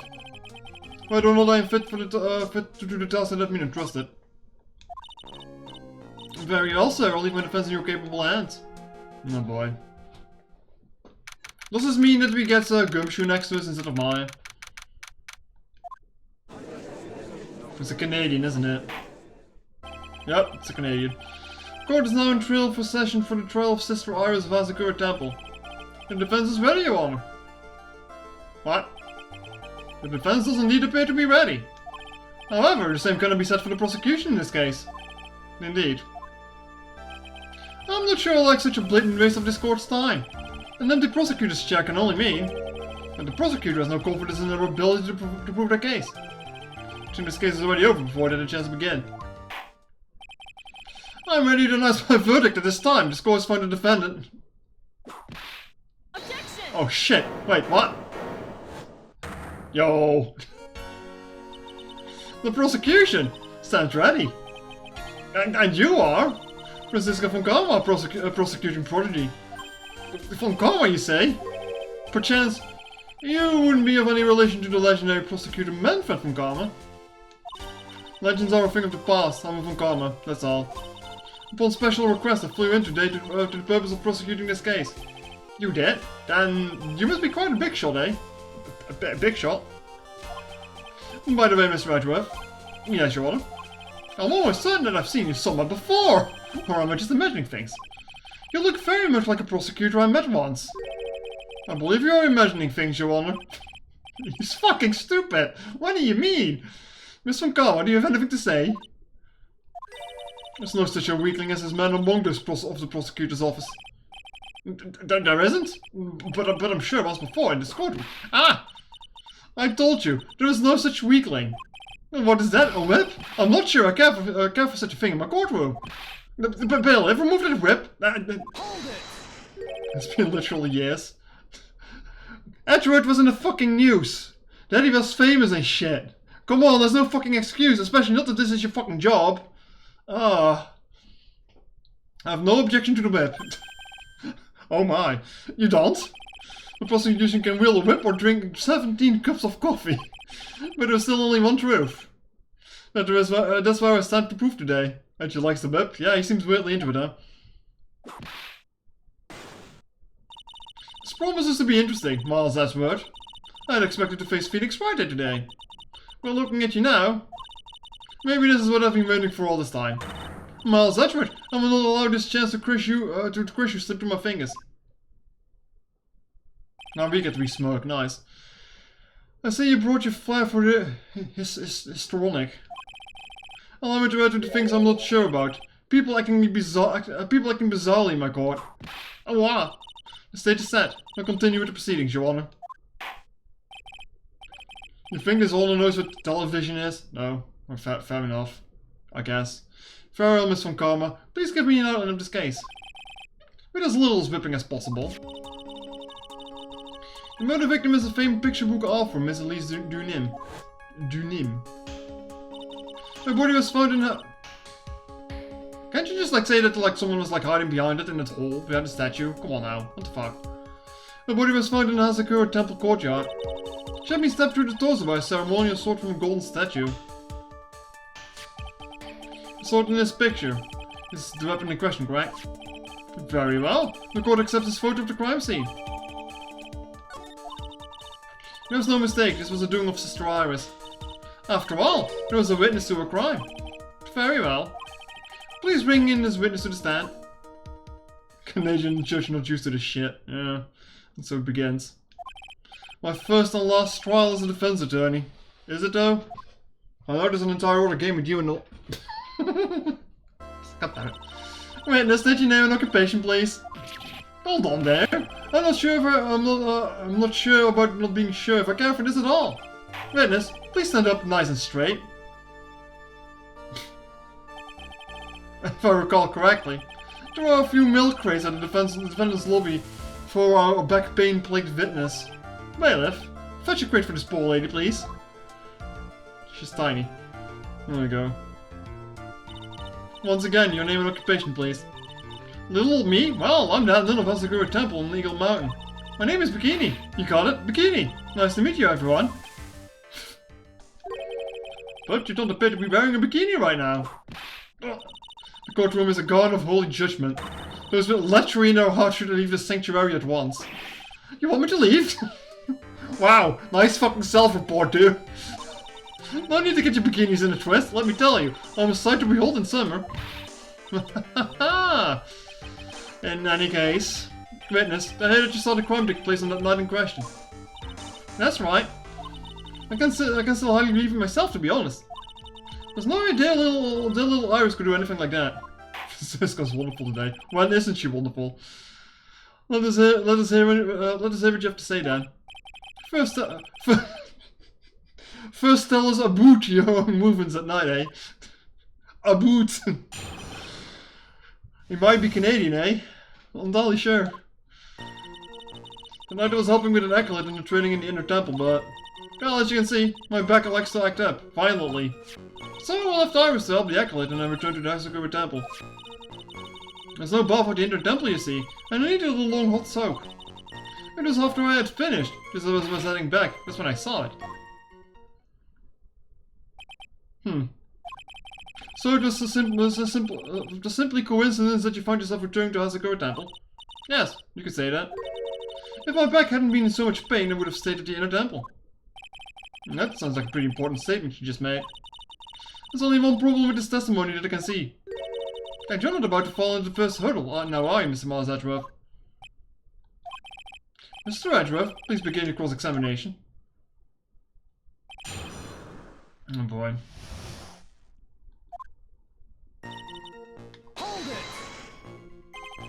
What is this inner temple? Well, see, conversing with the spirits is what we train people to do, right? They'll be the ones asking you the question, ma'am. In order to do that, the place in strong and spiritual power is required. There's a small temple across Disky Bridge called the Inner Temple. Hercules must spend an entire night there to undergo intense training. And how exactly do you help with this process? It's not quite exacting. It can be performed without a nun supervising. Like a tutor watching to make sure a small child's studies. A tutor with a whip in your case.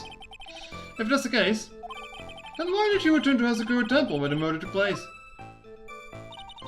Hold it! Violently? That's right. It's no laughing matter, especially in winter. I can't hold anything heavier than a knife and a fork during the cold months. Just being alive is like strict training. Wahaha. On the night of the murder, was this fabulous back of yours hurting again? That's right. Raging like a bull in a big pen. I almost fainted once or twice. I just knew that unless I wound up, it was going to finally finish me off. Hold it! You left Iris to help. With what? What do you think? The Hercules training, of course. It's just past 10 PM, so we're starting to enter the training exercise properly. Wasn't it your place to remain with the disciple? Well, the job is simply to watch over the acolytes so that they don't pass away. Just to confirm this point again, that night, you met Iris in the Inner Temple, correct? Yes. She's a gentle, honest girl. She never once failed me to follow my directions. Then why is she in detention and not still trapped in the temple, Hold it! So you returned to Hazakura Temple in order to take a bath?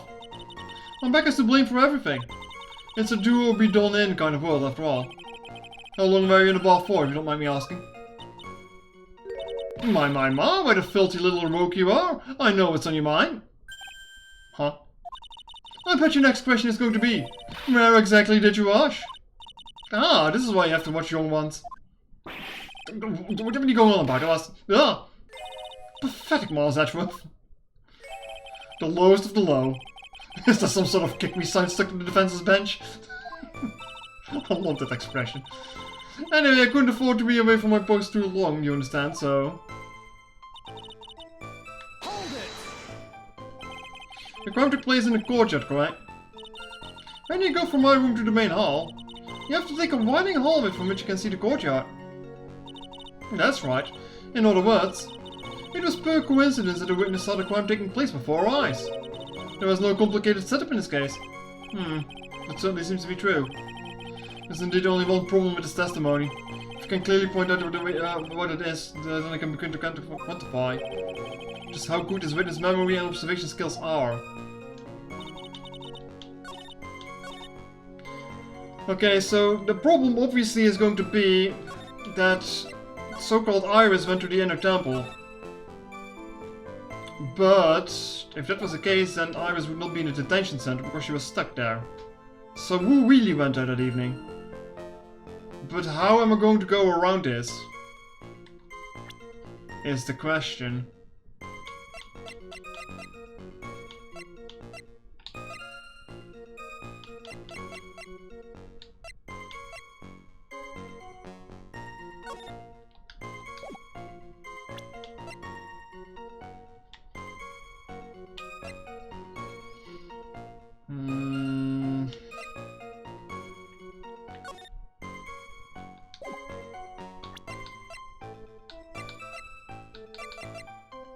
A blackmail letter, maybe?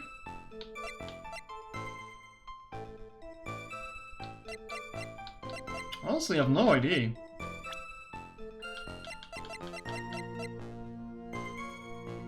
Just Iris herself? Objection! Seven is clear. Okay, no. He says the exact same line as Phoenix does. What the fuck?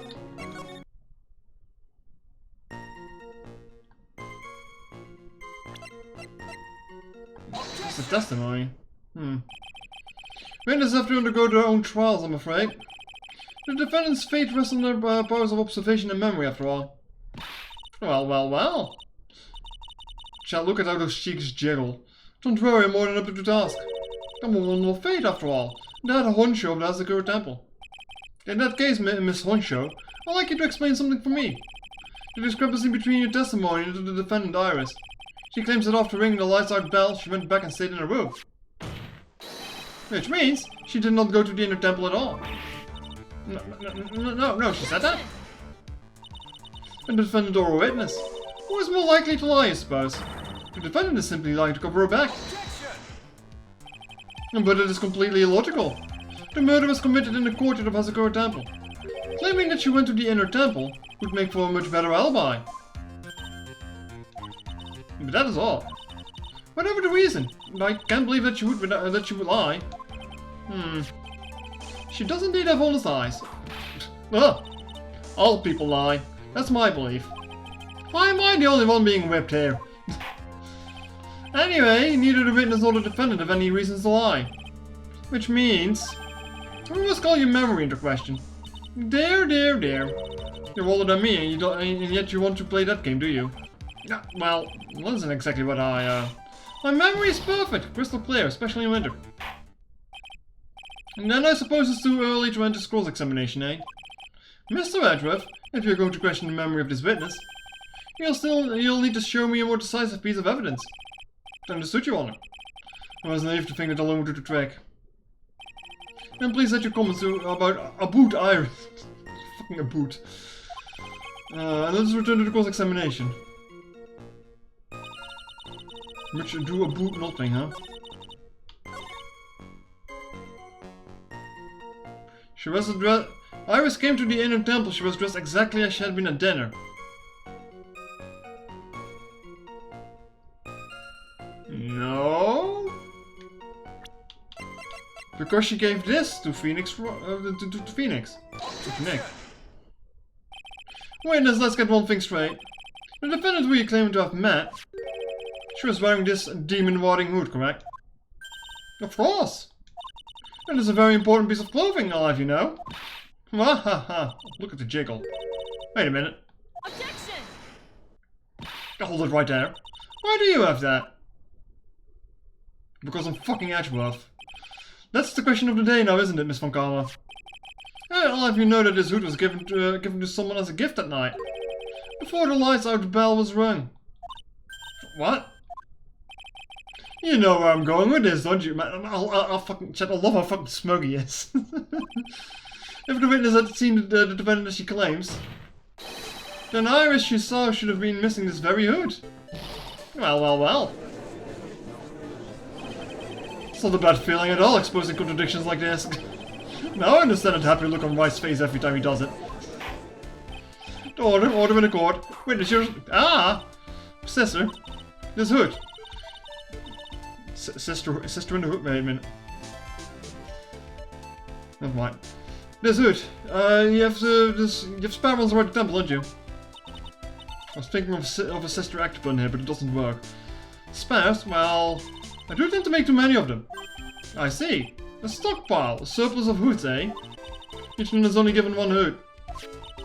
It should be the only hood that I was owned. And this is quite strange. Wow! If there was a surplus of hoods, then you could have worn one of those. There's no contradiction here. I'm sorry to break this to you, Miss Von Karma, but you won't get away that easily. Discrepancies such as this will sow seeds in any human heart. The seeds of doubt. Witness? Well, I don't wish to call your testimony into doubt. You will misgive every detail with precision. I'm not sure I'm comfortable going along with this. Sister, you shall continue with your testimony. Tell us what you saw after finishing your bath on your way back to the inner temple. The seeds of doubt are sprouting in the judge's heart. They just need a little bit more stimulation to bear fruit. Contradiction stimulation.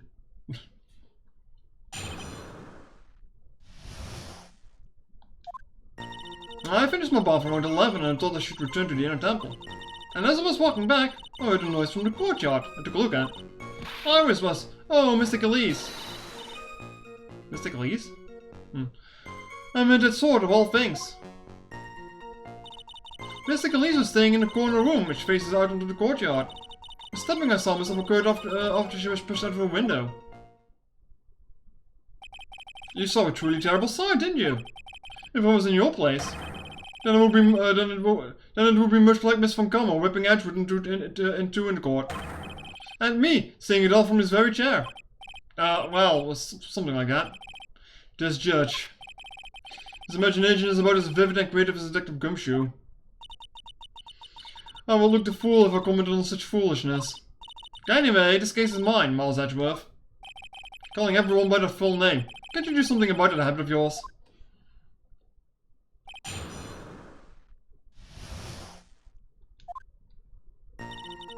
Hold it! How far is it from your room to the inner temple? Let me think a moment. About 20 minutes, on these stumps of mine. It's about 50 minutes to Disky Bridge from Masako Temple. The inner temple is just beyond the bridge. Still, you never made it back there that night, did you? That's right. I was heading along the walkway toward the main hall. Hold it! You say you heard a noise? Thump. Just like that. It could only be the sound of the victim falling. It's very quiet in the temple, you know. You can even hear the snow falling from the branches.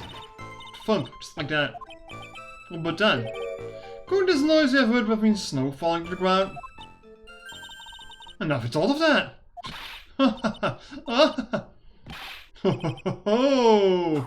Well, the next one to love gets a whipping. Well, whatever the source of the sound, I looked over at the courtyard and... Hold it! This is the second time the witness has testified to seeing the defendant. But some doubt remains in these claims. Hey, just what does that mean? Just because you're a good-looking young man doesn't give you the right to... The murderer who stabbed the victim with a sword. Sister Bikini, try to recall exactly who it was that you saw as clear as you can. Well, you're a handsome young man, so I'll forgive you. Oh, now that you mention it, Chet, do you think she would get along with Oldback? They both seem to like Edgeworth. There's something awfully strange about her. Something that's been bugging me all this time. Please don't keep us in suspense. Her hood. Her hood? That's right. It's coming back to me. Iris, she wasn't wearing a hood. I thought something was out of place, but... it all makes sense now, doesn't it? After all, she'd given that hood away to someone, right? Oldback would kill her? Damn. Urk. Huh. You dug your own grave, Miles Edgeworth. What do you say, Mr. Edgeworth? Is this testimony important? Autopilot, is this important? It is important. This line of questioning is only going to tear the wound open further. He states that I was useless as the investigations of a certain detective. There's no need to record them. Very well, please continue with your testimony. No, oops, no, not that. No, not that either. Because I'm pressing all the wrong buttons right now. That's the button. The room the victim was staying in overlooked the courtyard, correct? Which means the victim's room is on the second floor. No, Asako Temple is a single-story building, but the mountain itself slopes downward. Which elevates the main gate side of the temple and the guest rooms in the back, to about the height of a two-story building. I see. And the victim was staying in one of these elevated rooms, correct? Yes. I should know. I'm the one who carried her things to her room after all. Hold it! What makes you so sure of all this? It's just like I told you earlier. I heard a noise from the courtyard, okay? Thump, just like that. You're one small sister, I'll give you that. The autopsy report states that the victim's body was covered in bruises. Why don't we have an autopsy report, actually? Alright, we do. Fuck, I'm done. And they're getting a fall from around 10 feet in height.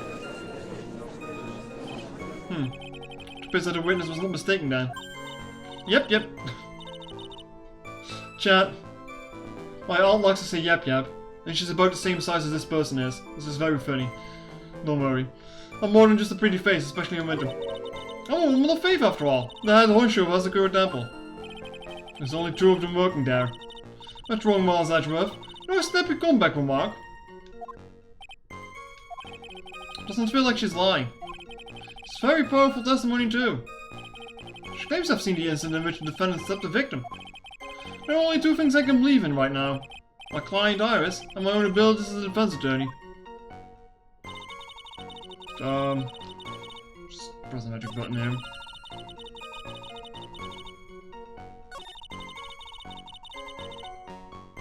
I wish we would go over this faster though.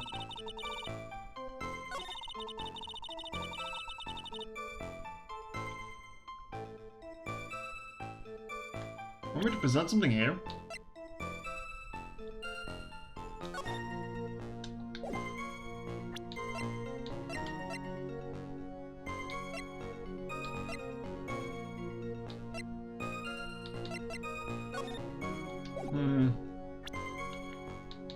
I have no idea what you want me to present here. The autopsy report? Body fell 10 feet after death. Oh. And that's what I get for not reading the fucking autopsy report, huh? Objection! Impressive logic, that's what I like to say anyway.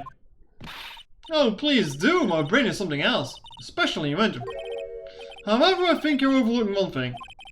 Miss Von Karma, would you be so kind as to take another look at the autopsy report? The autopsy report? The victim did fall from a height of 10 feet. However, this fall was after she was killed. That's right, it says after death right here. The scene the witness claims to have seen is contradictory.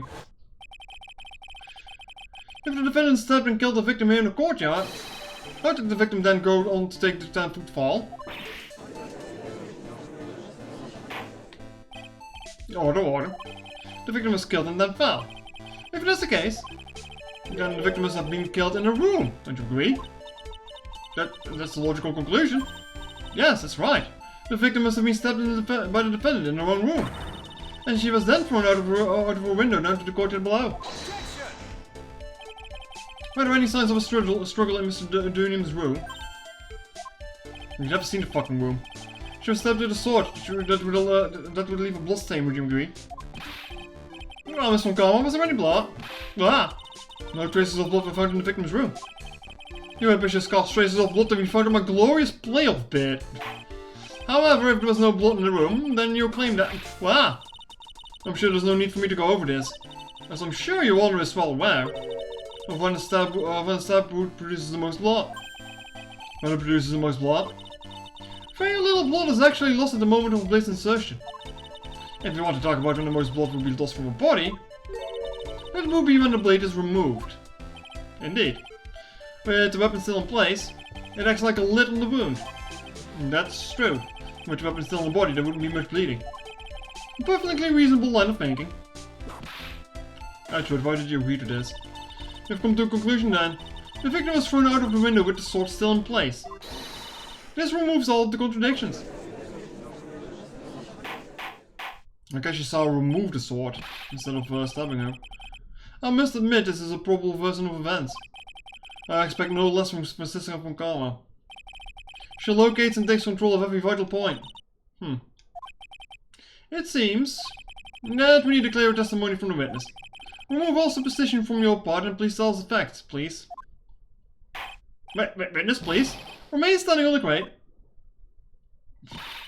Don't go selling me short now.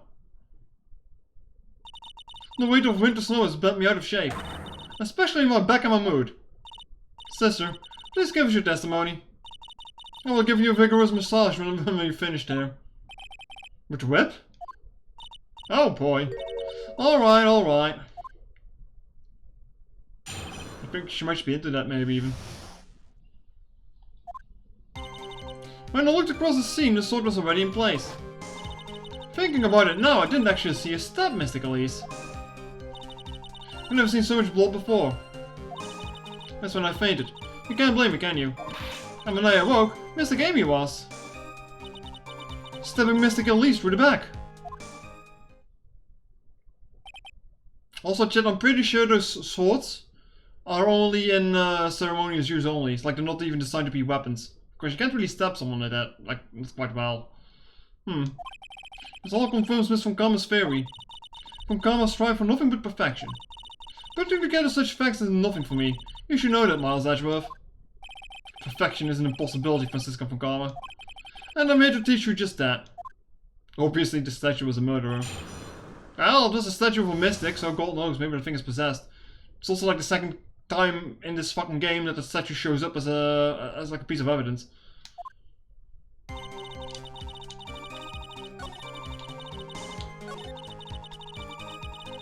Hold it! At the time, was the victim bleeding? Well, I was very shocked to be seeing all of this, of course, so I'm not entirely sure.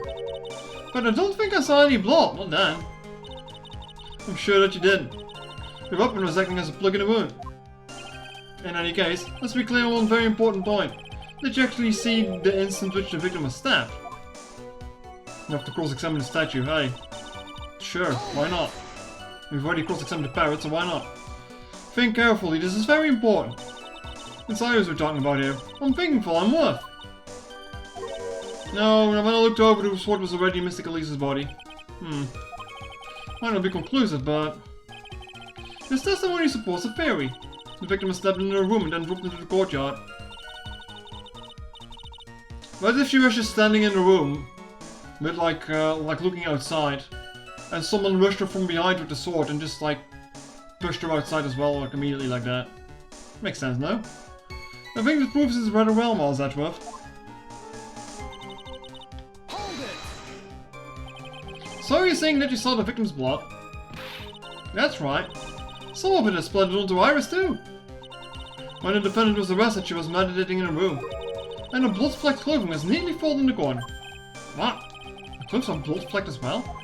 That seems quite conclusive to me. What should I do? Press this point further? Press further. Going back to your previous statement, you said that you saw a little bleeding when the victim was stabbed. But now you say that you saw the victim bleeding? Well, I say that what I saw is what I saw. What did you see? Maybe I didn't see the poor woman get stabbed, but I saw the girl pull the sword out of her, plain as day. Pulling the sword out? Well, it wasn't exactly pulling. It was more like it came out. Witness, you will add a statement to your testimony. Oh, was it important? More important than you can imagine. Hold it! Smoothly, you say? You say you saw the sword smoothly slide out? I refuse to believe that because of its fucking shape. That's right. The whole thing happened right next to the gold statue of Mr. Gamey. Mr. Elise was on the ground and Iris was stooped over her. The sword was buried up to the hilt. When Iris stood up, the sword in her hand just slid out of Mr. Elise's body. It slid out from the gaping wound. Goes without saying that if the sword was removed here, there would be bleeding. Nothing out of place here. Is it really the case? I can't help but feel that something about his testimony is very out of place. That's something which possibly couldn't have happened if this had happened. Should have seen the murder when she used the sword to kill the witness. Case closed. I'm just going out on a limb here and I'm going to present the sword. Of course, it doesn't feel like she would be able to pull it out really too easily because of the fucking shape. Like, in would be easier than out. So kind of like with arrows, arrow shapes. I'm derailing. Objection! Sister Bikini, you are a reliable witness. At least, I like to think so. But there are too many contradictions here. What do you mean? You make it sound as though I'm a liar. Also, I guess I was correct there. But you're a handsome young man, so I'll forgive you. What contradictions are you talking about? In the scene that the witness claims to have seen, the weapon was thrust up to the hilt into the victim. Furthermore, the killer withdrew the weapon smoothly from the body. However, both of these are complete impossibilities. The sword is also not completely covered in blood, just like the other one, yeah. What do you mean? Basically, what? Explain yourself. To start with, do you think it would be possible to stab someone to the hilt with this? No matter how I look at the defendant, she doesn't appear to be strong enough for that. Objection! It doesn't appear. That meaningless rebel. I mean, other scenario. You put the sword on the floor and then you like knock her out of the window onto the sword. Huh? Does like gravity do the job? Doesn't appear to. What meaningless dribble. I too appear to be weak and frail. But I can crush men under my heel and make them weep, so we'll choose. I bet those men are into it too, don't worry. The objection stands. I wept a little back there, I must admit. That isn't the only issue here. Mommy. If the sword was to re-step into the body up to the hill, well, just look at all the branches on it. It certainly would come out smooth. That's... We also have the problem of the amount of bleeding. It's true that when a blade is left in the body, it acts as a plug of sorts. However, when a weapon is shaped like this, it's an entirely different story. This wound would be too large for the blade to completely stop the bleeding. Yeah, that's also true. I mean, what? Don't worry, Floof. The secret is fine here. Doesn't have to be a secret, even. I don't kink shame. Unless you're vended into feet, then I will kink shame, but hey, that's something different. There's nothing more than conjecture. In reality, the victim has stepped into even a weapon of this nature may still sometimes slide out smoothly, and it may still sometimes stop the blood loss. I'm not finished. There's still one more conclusive contradiction. You still got more? This one's simple. If the sword was really thrust in all the way to the hill, then why is there only blood on the tip of it? If this witness is telling the truth, then there should be blood along the entire length of the sword. No! Order! Ah! Bravo, Miles Ashworth. Raising this many contradictions from a single piece of evidence. All the other attorneys I know may manage one, if that. But what does this all mean? We have proven contradictions regarding the murder weapon, but never come this far, there can only be one answer. And that is? The weapon used to kill the victim was not a Shichizo. What? A foolish idea born from the foolish mind of a foolhardy foolish fool. Love that sentence. Let's examine this again. What was it made us think that the sword was a murder weapon? Well... because Mr. Amy was holding it. Exactly. However, if you reflect on this, that is the only basis we have to assume such a thing. The impression left by the scene was just too strong. That's what influenced us. It influenced us to believe that Shichitsu was a murder weapon. Order. Ah! Maybe it was not a murder weapon. Even if that is the case, nothing changes, Miles Ashworth. The sister saw everything. She saw the defendant stab the victim with a sword-like object. That's true. Your response, Mr. Ashworth. If that is so, I would like the prosecution to answer the obvious question it raises. The obvious question? Yes, namely, where did the real murder weapon disappear to? It goes without saying that the police searched the main hall in the surrounding area. Perhaps the prosecution can enlighten us if a sword-like object was found. That's also the question, Miss Von Karma. No evidence of that kind was found. Another mystery to throw into the pile. A trial without a murder weapon is a tricky beast. Excuse me, could I say something? I just remembered something, actually. What was it, sister? I was just thinking. It's possible. That just may be what actually happened was. It was just over there.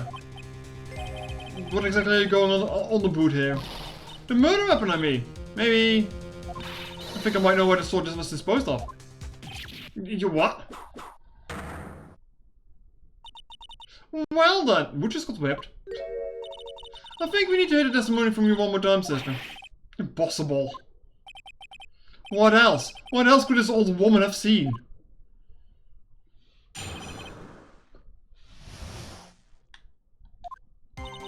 Saw the murder at around 11 PM. And after asking that it would be reported, I went out to the main gate. And there I saw tracks. Tracks that indicated a snowmobile had been used. It takes 15 minutes to walk the Dusky Bridge, but less than 5 using one of those. Maybe they threw the veteran into the Eagle River and I came back while I was knocked out. I always could have done that. She can drive a snowmobile after all. Witness, please. Tell us everything you know right away next time. Well, I'm not in the best shape. I'm on my back and my age, you know. Quite. There are indeed snowmobile tracks in front of the main gate. Here's a photograph. Look at this photograph. There we go again. Snowmobile, eh? I see. Well, that certainly is an interesting theory. I mean, I guess I say it was snowing, wasn't it? Because, like, I only see the tracks from when it arrived there, when it left. I do see a pair of foot tracks, though. The tracks begin in front of Hazakura Temple, and run all the way to Dusky Bridge. That solves your pesky little problem, yes? The Eagle River's current is quite swift, meaning that it doesn't freeze over in winter, making it the perfect place to dispose of a murder weapon. Did you really go to the river to dispose of the murder weapon? Mr. Wedgworth, your cross-examination, please.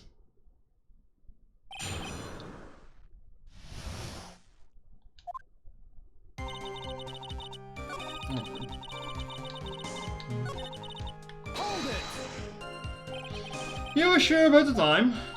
Yes, I was worried about it after all. Why was that? Because I have a strong sense of responsibility, especially at this time of year. The acolyte was being doused in freezing water at the time. I couldn't very well take it easy in a bath all night now, could I? So at 11 I decided to leave Hazakura Temple. Your estimation of the time seems reliable, at least. Please continue, sister. Hold it! You asked Phoenix Wright to report the crime, correct? Right. The one who trampled me. It seems she has a type to hold the grudge. There wasn't a phone in the main hall, so I sent him to the bridge. Phoenix Wright? He didn't even have a cell phone on him. He had forgotten it at home, apparently. What a naive boy, as always. Not only do I always carry my phone, but I always have my whip in hand, too. Anyway, I was really scared, and it was taking him a while to get back. So I thought to go out by the main gate for a spell.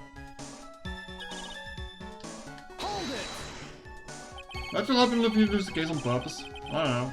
Probably the same as always. Game over. Maybe there's like a split off at the end again, like in the last game. I'm not sure, considering there's a bad ending there. As I recall, there was a snowmobile outside the main gate when I visited. That's it. It's the only one we have. Oh, it'll run no matter how much snow falls. No, you said the snowmobile was there at the main gate when you arrived. Yes, of course. It just parked in front of the gate. So she'd already gone, discarded a murder weapon and returned by the time. I'm not sure if this is really relevant. What should I do? Oh, it's always press further, isn't it? I need answers to every possible doubt. Snowmobile in question. Was it still warm at the time? Huh? Haha? What do you mean? What do you mean? What do you mean, eh? What do you mean, Miles Edgeworth? I'm playing to a slow crowd here. Goes without saying that using a snowmobile will heat its engine. If it was still warm, then it means it was recently used. Ah, I see. I never thought of that. That's right. I overlooked it too. Of course you did. Then answer the question, please, witness. I don't often go around touching hot engines. However, now that you mention it, there wasn't any snow on it. Snow? Yes, for some reason, only the snowmobile wasn't covered in snow. There wasn't any snow on it. Oh. Seems highly likely that the killer did use a snowmobile then, eh? How long does it take from Dusky Bridge by snowmobile? In that case, why didn't you use it yourself? You could have spared yourself some walking. Ah, there's a reason for that. Have you got a moment for me to explain? I think that's why the question was asked in the first place. It was about a month ago. I was driving my beloved little snowmobile, happy as can be. I fetched some water and was heading back to when I went in question to a tree. The tree in my back both went to crunch, just like that. Crunch. Crunch. I haven't been able to find the courage to write anything since then. Anyway, the killer must have used it. Hold it! Refresh our memory, how long were you knocked out for? Like I said, somewhere between 10 to 20 minutes. It's possible to get over the bridge and back in 10 minutes using the snowmobile. I have to concede that it's more than enough time. Is that all you wish to concede, Miss Miles Edgeworth?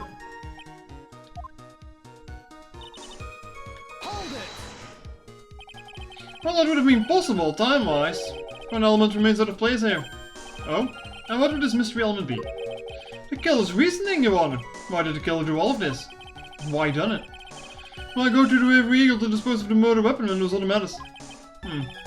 Too many unanswered questions. You know what spawns, Miss Von Karma? Wow. Turning to me for help over the slightest thing. Why don't you think for yourself once in a while, Your Honor? What? She's as over the top as always. Anyway. Whatever the reason, the fact remains that the defendant could have done this. The murder weapon was disposed of in the river, another point to me, Miles Edgeworth. Another mystery to feed the fire. Was there any reason to go and throw away the murder weapon? Luckily, there surely is a problem with his testimony. Now all I have to do is start poking holes in the flawed account. Is there?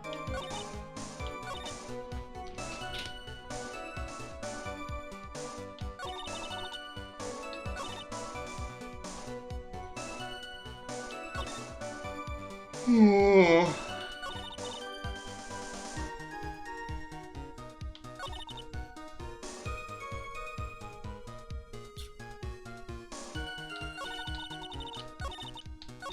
Is it this?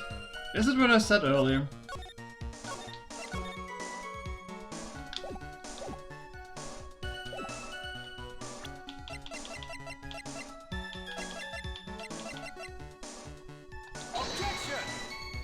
It's not.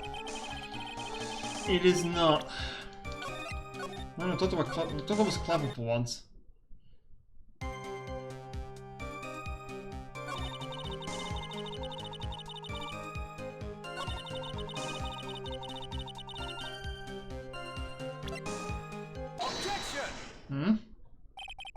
I admit this photograph proves something. It proves that the snowmobile was used on the night of the murder. You finally accepted the inevitable, it seems, Miss Malza. However, if what the witness says is true, then why is there's only one set of tracks? I had the same reasoning, but it was on a different fucking text dialogue. God damn it. What do you mean? Iris left Hazakura Temple, threw the weapon into the river and then returned. If this was the case, then naturally there would be two sets of tracks in the snow. Those from running out to the bridge, and those from coming back. Ah, you're right. You're forgetting one thing, Miles Edgeworth. On the night of the murder, it was snowing. The tracks leading to the bridge were erased by snowfall. This removes your precious contradiction now, doesn't it? I see. While she was at the river, the snow stopped. Just leaving the return tracks in the snow. I don't think it covers it up that fast, though. What do you have to say now, Miles Edgeworth? Some flaw in the theory? Is that either the snowfall covered one set of tracks? I want to say there is a contradiction. There is. Okay. The tracks of the river are covered by snow, with a nice theory. However, Miss Von Karma, it's impossible. Would you care to explain? Why there was a rude index finger currently pointed at my general direction? No need, the evidence will do all of the talking for me. On the night of the murder, the killer went to and returned from Dusky Bridge. In order to dispose of the murder weapon, the outgoing trucks were erased by snow. Or so claims Miss Von Karma.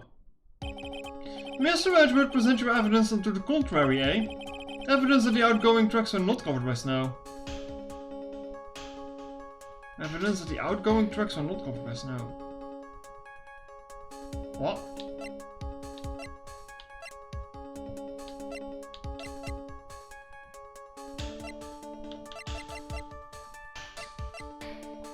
The rider data?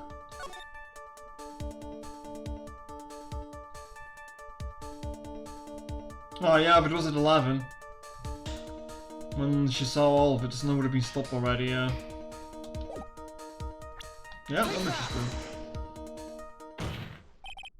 Witness, please tell us again what time it was when you witnessed the crime. Like I said, it was around 11. Of course, this means that the weapon was thrown away after that time, correct? On that note, please take a look at the Zeta. It's the weather report for Eagle Mountain on the night of the murder. The weather report? Snow started to fall at 7 PM, but it stopped around 10:50. And therefore, when the sister witnessed the crime at 11 PM, the snow had already stopped falling. It's impossible for any tricks to have made at that time to have covered up. Yeah. Order, order. Very well then. Looks like Miss Von Karma's claim has been snowed in. Ah! It's too soon to be closing this trail due to snow. Miles Ashford, how pathetic of you to rely on the weather report of all things. Answer me this then. When is a weather report ever correct? No, you got it all wrong. This isn't a forecast, this is actual data. Yeah, forecast data, all weather reports have some inaccuracies. It may still have been snowing in the vicinity well past 11 PM. It's true, we can not be totally sure, eh? What? How did you pull that off? If it had stopped snowing at Hazakura Temple when the murder took place, you need to provide conclusive evidence of this. We've come this far, there's no turning back now. Very well. I too cannot allow any doubt to remain concerning the testimony. You can't back down, can you? Such a perfectionist, Miles Edgeworth. Very well then, Mr. Edgeworth. Where is your evidence that it already stopped snowing but the victim was killed? Because there was no snow on top of the body? Is it really going to be something that stupid? Take that! Fucking yes. Ultimately, it all comes down to one point. That being, whether or not it was snowing in the courtyard when the victim was stabbed. That's right, and proving that is incredibly easy. If you want to know whether it was snowing or not, this photo will tell us everything. Of course, I'm referring to the photo of the crime scene. As you can see, everything is covered with snow. With just one exception. I'm not a perfectionist. Well, maybe a little bit, but... perfectionist tendencies, but always on the feeling. And that is... the victim herself, Miss Ellie Dunim. Why is there no snow on top of her? The answer was simple. It had stopped snowing when she was killed, that's why. Ugh. In other words, if the killer really did go to Eagle River to dispose of the murder weapon, then this photograph, there should be two sets of tracks. Order. Just what are you... yeah! So what are you suggesting, Miles Edgeworth? To be honest, I'm not entirely sure myself, but... this is simply what all of the facts point to. And that night, someone used a snowmobile to leave Hazakura Temple. From the tracks left, it can be understood that they were heading for Dusky Bridge. At that time, it was still snowing. Of course it was, because those tracks were erased by the snow. Then when this person returned to Hazakura Temple, the snow had stopped. Thus, the return tracks remained. Can I say something? This all sounds a bit fishy to me. What else, sister? There is only one key for the snowmobile. Furthermore, on the night in question, we know that the defendant had it. The key was found in her room after the murder. Which can only mean that night, Iris used a snowmobile to go to the inner temple. But Iris said that she never went there.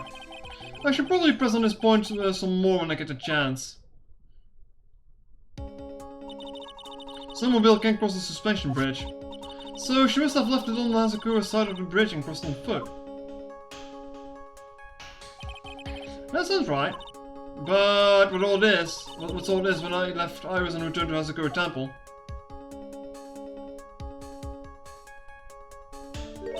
I didn't see anything near Dusky Bridge. You've just failed to see it, sister. Maybe, but when I made it back to Hazakura Temple, it was there, by the main gate. Snowmobile, I mean. I know what I saw. It was covered in snow too. But that is possible. Order in the court. What does this all mean? So then what was the snowmobile used for? It wasn't taken by the defendant when she went to the inner temple. If it had been, the witness couldn't have possibly seen it by the gate. Furthermore, it wasn't used by the killer to dispose of the murder weapon. If that was the case, then there would be two sets of tracks in this photo. All we know is this. After it stopped snowing, someone used a snowmobile to return to Hazakura Temple. If I never thought a simple snowmobile could cause so much trouble. think we've learned all we can from this witness. Yes, nothing more to add. I've told you everything. Everything that I know. But then, it still leaves us with the same problem.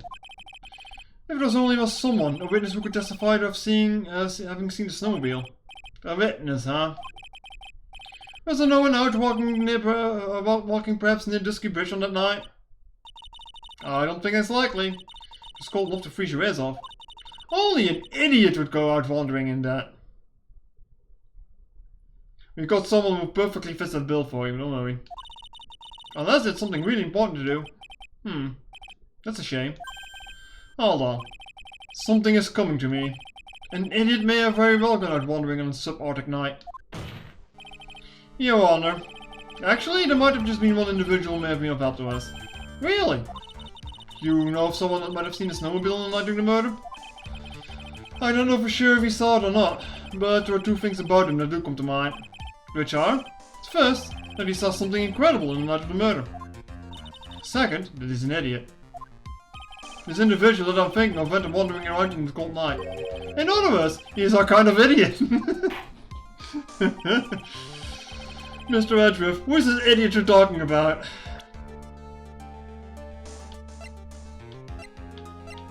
Oh, I wish to point at Gumshoe here. This bastard. This guy must be a product of Jean-Luc de Laduc, guys who obnoxious French paintings. This is Larry Butts, a disciple of the victim, at least Dunim. Her student? Interesting. And why was he wandering a boot outside on the night of the murder? That's... Well, I could tell him all about the designs for Iris. It may cost us his credibility as a witness before I can even call him. He is, after all, an artist. He was perhaps searching for something in the snowy scenery that move him. Although I cannot guarantee that there's a reason. And so, this unfortunate, unreliable looking man, what exactly was it that he saw? I intend to extract that information from him right here in this courtroom. Summon this youth as a witness immediately. I have no choice, do I? I believe he's in the gallery for this trial. It will take long to summon him. Very well. Larry. You may have escaped me yesterday, but today I'm going to get everything out of you. The court will allow adjourn for a 20-minute break. Ms. von Karma, please see to preparing the next witness. Understood, Your Honor. Good. Well then, court is now in recess. I need a drink before it's getting scummy. Yeah.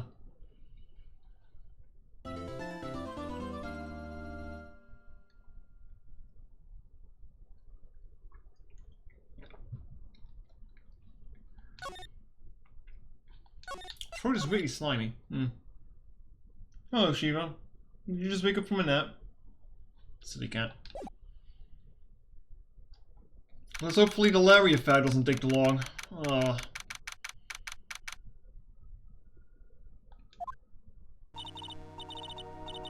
Excuse me, Mr. Edgeworth, I'm not really sure what to say. Actually, just give me a second.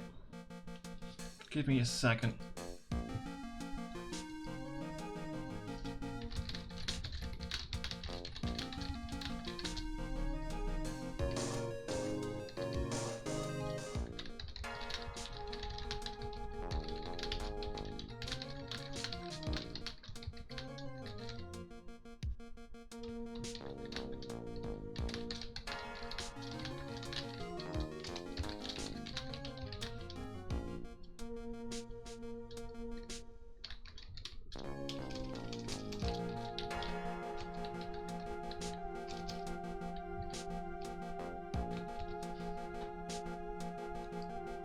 Also, who the fuck pinged me in Discord?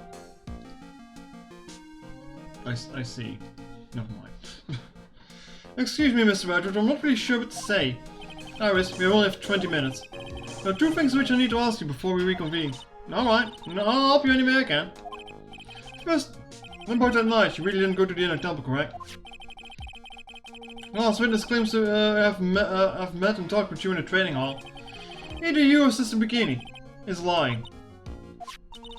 Mr. Edgeworth, it's just as I said yesterday. Until the incident occurred, I was in my own room, in House of Temple. Very well. The second thing then. That night, the temple snowmobile was used in between the time Sister Bikini returned to the main hall and when she bore witness to the murder. Sometime between 10:30 and 11 PM that night. Are you the one who used the snowmobile? It's only one key for snowmobile. The only person who could have used it was me. So it was you. But why? What made you go out to the distant bridge? I'm sorry, Mr. Redruff. Oh, for fuck's sake. Oh, it's 5 of them too. Aris. Can't tell you about that yet. Yet? Not until his safety is confirmed. Her? The safety of the Acolyte. The Acolyte, huh? She must be talking about Maya.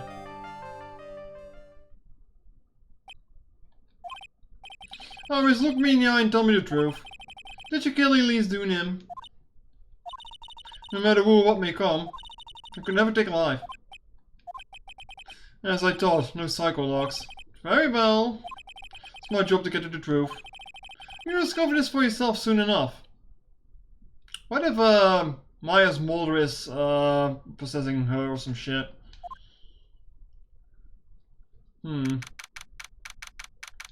Alright, time to deal with this idiot. I'm not looking forward to that. Court will now reconvene. Miss Funkawa, where's the witness? During the break, a man was detained for suspicious behavior in the gallery. Suspicious behavior? He was sketching something, very intensely. Dare asked what the witness was sketching when he was detained. It drew a terrifying woman armed with a demonic face and a vicious whip. Ah. Can only presume that his intent was to capture you. Ah. Anyway, it's time to drag this pathetic excuse for an artist before the court. Louise Dunim, I hope you're ready. Get in here. What if I is actually the judge? Huh. It would seem that Whip is going to see plenty more use today. For fuck's sake, Larry. Ouch! Your sketch is in contempt of this court. Hey, I was just artistically rendering you. Ouch!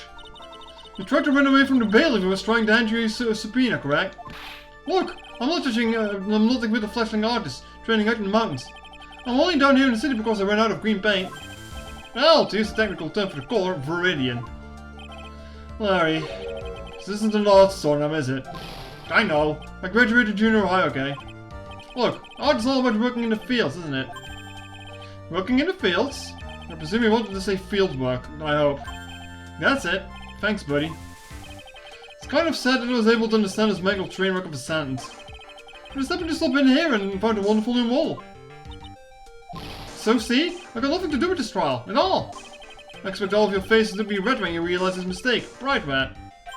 Or to use a technical term, Crimson Lake. Ouch! Ouch! Ouch! Ouch! Ouch! Why the judge? Stop your pathetic blubbing and testify like a man. Refrain from whipping me, Miss Funkawa. Cross-whipping me is as bad as cross-checking. Witness, it was all your fault. Testify now. Ah, this is too much for me. I'll give it a minute before she wants to leave this room. Because she's not sleeping anymore. Just on a watch out in the mountains looking up the stars at night.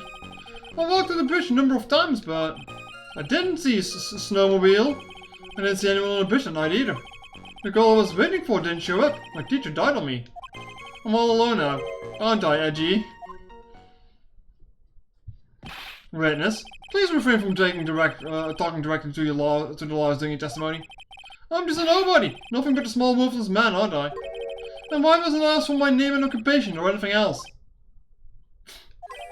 Mr. Redruff, this man seems to have quite a severe inferiority complex. He's recently been the case of numerous incidents. I think he's finally realized for himself just how much of a nuisance he has been to other people.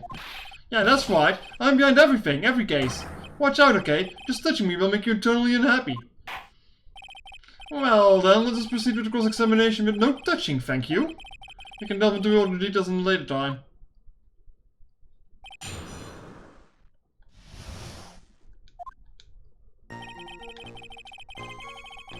Hold it! What is ever the matter, Edgeworth? This one single statement is full of contradictions. For a moment I thought it was going to collapse. So, witness? Any ideas as to where these contradictions in your testimony lie? Depending on your answer, I may stay my whip. Okay, give me a minute. Well, it was snowing that night, so I couldn't possibly have seen the stars. But Rundown Shack is hardly a lodge, is it? And even if the stars could be seen, it isn't like I was there to look at them, right? Yeah, pretty much this. See? You can do it if you try. Ouch! There's only one issue there. But you saw a dusky bridge. Hold it! A number of times. How many? Maybe 5 times. I went once every 20 minutes. Which means... You spent almost 2 hours at Heavenly Hall that night? You bet. Real love is about waiting for with your heart in your hands. Love, you say? It was this man's intention to summon the defendant to the small shack. Using this blackmail ladder. Blackmail? No, that was simply a product of overflowing love. Ah! You huffy-puffy, loosey-goosey excuse for remembering whining a whiz of a witness. So what did you see? Well, for your sake you saw a snowmobile. You huffy-puffy, loosey-goosey excuse for remembering a whiz of a witness, eh? Well, you see... Being called those names doesn't seem to bother him at all. Hold it! Larry, you really didn't see it. Hey, no need to hit your desk, I can hear you. I didn't see it. I didn't see snowmobile. Larry, say snowmobile for me, please. Snowmobile? If you have nothing to hide, why are you stammering like you just flew over a cuckoo's nest? Shut up, what is this? I don't know, don't ask me. Seems that I'll need to start from a more obvious contradiction. I'm going to strike the blow that will finally get them to spill the beans. Hold it! Shit, how do you feel about beans? You didn't meet anyone? That's right, because I got nothing to do with this. And I'm just here to buy some Viridian paint, okay? Come on, I expect to see those Crimson Lake faces now. But the bit of simply pressing him isn't going to be enough, Mr. Edgeworth. Indeed. Seems that he's going to claim to have nothing to do with this to the end. I don't want this guy to cost us any more time. I need to slice through this obvious contradiction and keep things moving along. This guy's sweating more than Kaiji. You know, I'd see him get along with Kaiji. I don't think I seek to see him end off well with this. I feel I need to press this, but I'm not sure what to send.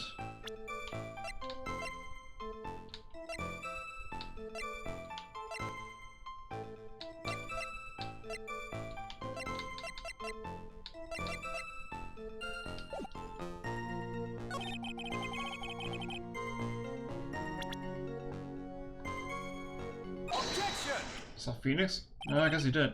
Larry Butts! I can understand why you might want to throw away your little life away. You're pretty pathetic, and you can cause all sorts of trouble. I'm sorry. But having realized just how much of a nuisance you have been, that could be considered a step in the right direction. Gee, are you trying to console me? Certainly doesn't sound that way to me. However, I cannot forgive you for simply turning away from the incidents you create. You're totally pinning this on me. Now then, let us talk about the night of the murder. Sister Bikini, after seeing the murder take place, asked Phoenix Wright to report it. Thus he headed for the public phone by the bridge. And there he happened across a certain nefarious individual. You, Larry Butts. That's right. Me in the flesh. Listen carefully, witness. It doesn't matter if you change your name. So as long as you remain pretty pathetic, you will continue to cause these incidents. That reality will not change. Down. But what do you want me to do then? Larry, what you need to change is your inner self, but for now, what you saw that night, testifying truthfully about this one issue is all I need from you. Gee, I think I've finally woken up. Oh, I guess I could still be sleeping. But anyway, I'll do it. I'll testify. Well, I'm not sure this will go especially well. I'll ask again then, witness. Where did you see on the night of the murder?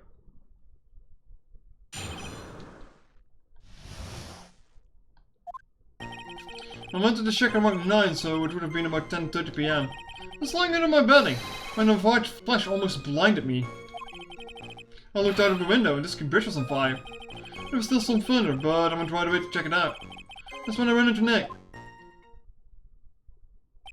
You certainly saw quite a lot, didn't you? So what happened after the to the bridge after it caught on fire? It was like me after this 3-day stint chasing a girl. Totally burned out. Like, almost totally gone. I mean, trying to cross the burning remains was what caused Nick to fall. What did you say? Oh, don't worry. It's nothing life-threatening. You just got a call. I never know what that meant, if I should be called lucky or unlucky. Now, Mr. Wright, please commence your cross-examination.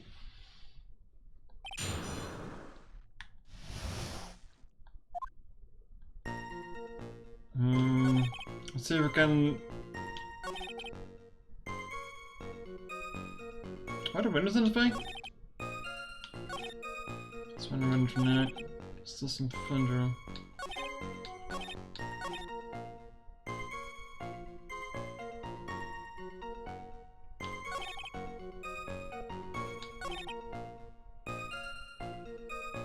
I don't think the time checks out, does it?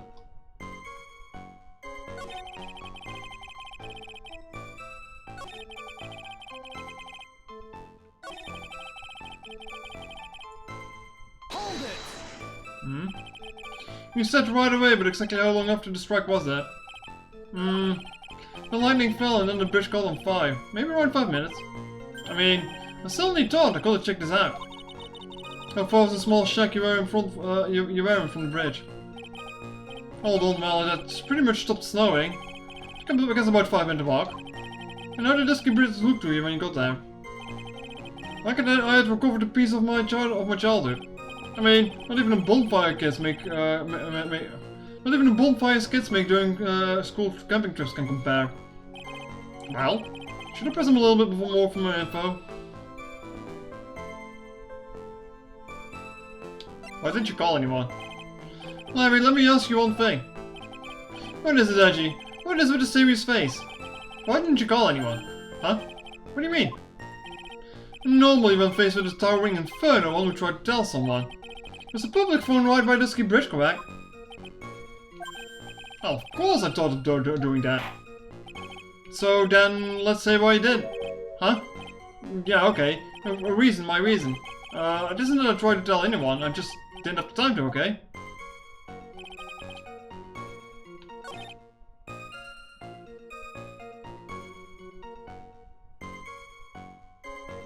Hold it! Other option.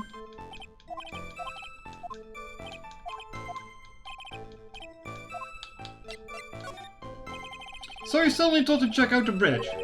Does this mean that you initially had no intention of doing so? Well, yeah, I guess it does. It was really cold, I didn't really want to go out there. If that's the case, why did you change your mind? I would like to hear your reasoning. In which case, please give me testimony to that effect, witness. My reasoning? No, okay, reasoning, is it? I don't never get a lot of chance to see something so big burning. Hold it! Okay. So you decided to go and see what was happening? That's right. We're talking about the massive suspension bridge burning to high heaven. It's not something you see every day. Real like really special? Spectacle. Can we read this a witness who is unable to pronounce spectacle? Life seems to love hitting this poor witness below the belt. Well, my motto is hit life back as hard as I can. Yeah, I can. I'll give you a few too if you like, with my whip. You told me about the burning bridge yesterday. Still something that doesn't quite fit. Looks like, despite his change of heart, Larry still isn't telling us the whole truth.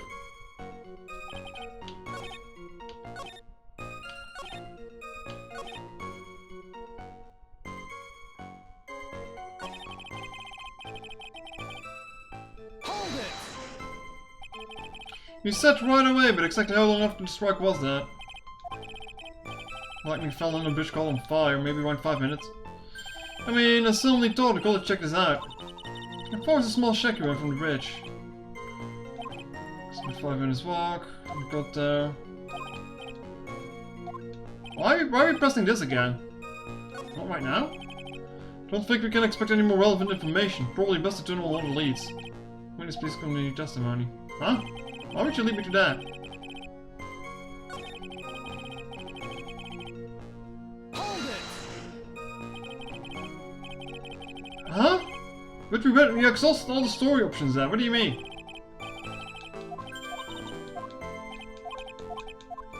Well, the dialogue options, rather.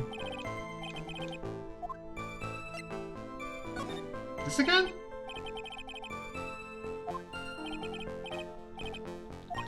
Why didn't you call anyone? Huh? What do you mean? No one faced with a daring inferno, one would try and tell someone. Public phone.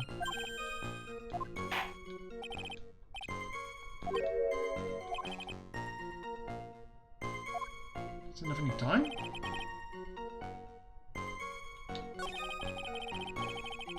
What on earth is... Stop pointing me back to that question, game! Hmm? Why don't you just do this immediately?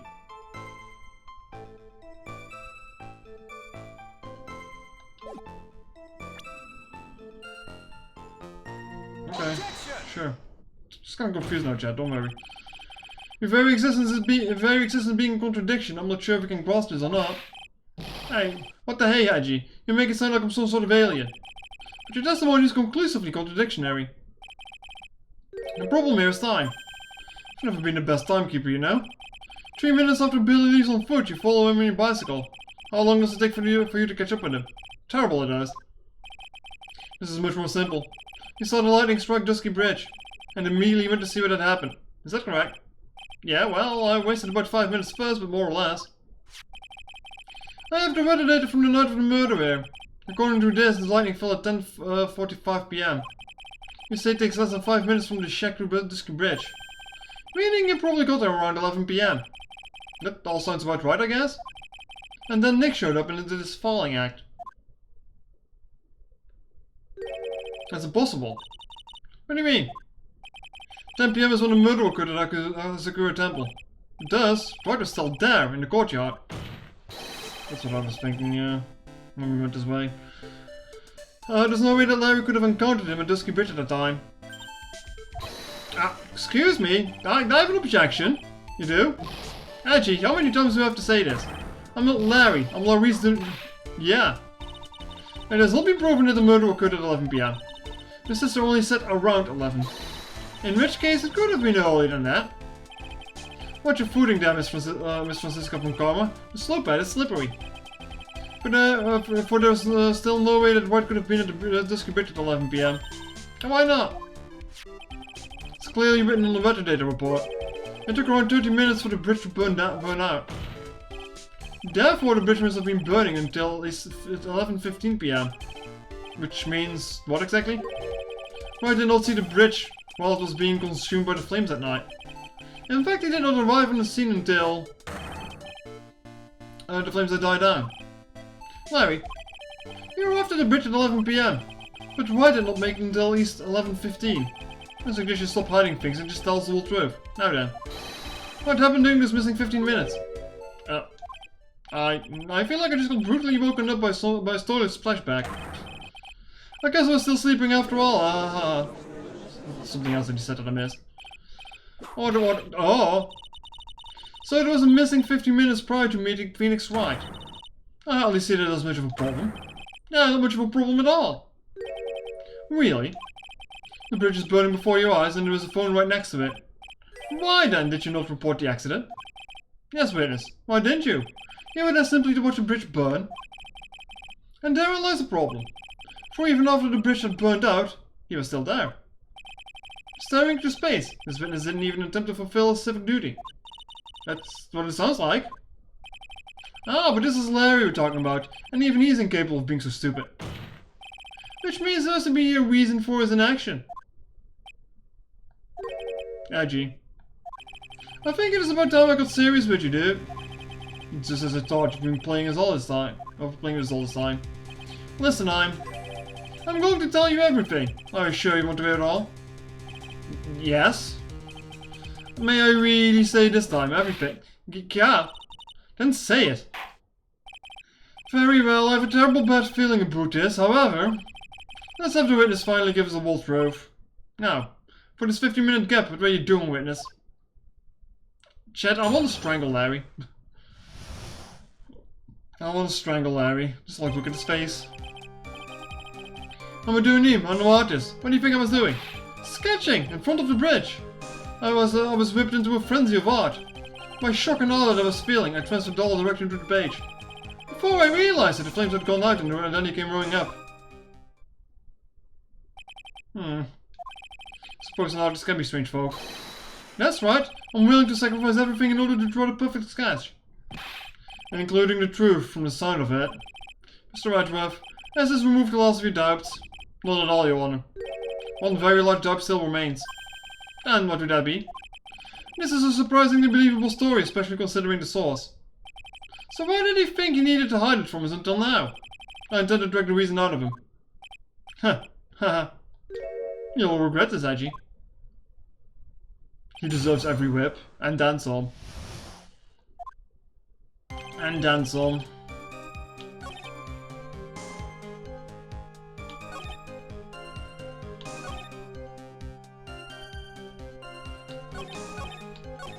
Hold it! Tell us, Larry. My name is Laurice, get it right. Mistakes like that are what keeps you from being popular with the ladies like I am. Just who exactly are you? I'm Laurice Dunim, apprentice extraordinaire. That's what he calls himself in any case. Then you are an artist? Of course I'm an artist, the real thing. Yet again, that's what he calls himself. Names mean nothing. There's only one issue to discuss. What are you doing? It's a very big issue indeed. Hold it! Sketching? The burning bridge? The burning bridge and everything that came with it. May we see the sketch, and what kind of incriminating evidence is going to be on the sketch? What? Came with it? You won't hear this from my lips, do you, Edgy? You'll regret this, that sketch of mine is... Yeah. Enough. Just take that ridiculous sketch of yours out already, witness. What are you talking about? I don't know what you mean.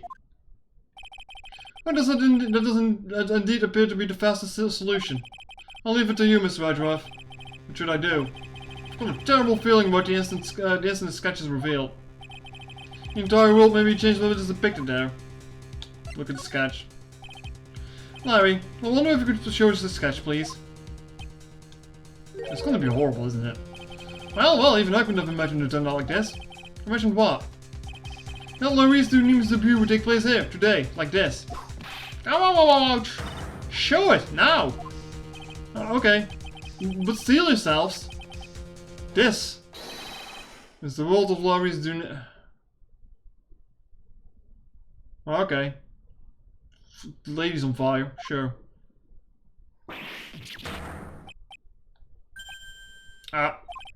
Well. So this is... Dusky Bridge... Chat... Why is it upside down? Why is it upside down? At least I swear it is. Because those lines don't check out otherwise, do they? Quite a large bridge, isn't it? You're responsible for Karma? Yes, well. It's better drawing than I expected. Isn't it? Isn't it? I struggled to reproduce those flames, I really did. Yes, I'm sure you did. Ugh, this is going to get ugly. No one has the courage to bring it up, it seems. This mysterious flying object. Larry. What? The burning bridge is fine. But, what is that unfortunate looking figure? Ah, you spotted that, I thought you might. However much I might want to ignore it, I can't. It's Iris, of course. Iris! I wish she'd take a better care of herself. We have to plan our future, you know. What would have happened to her if she'd injured herself flying like that?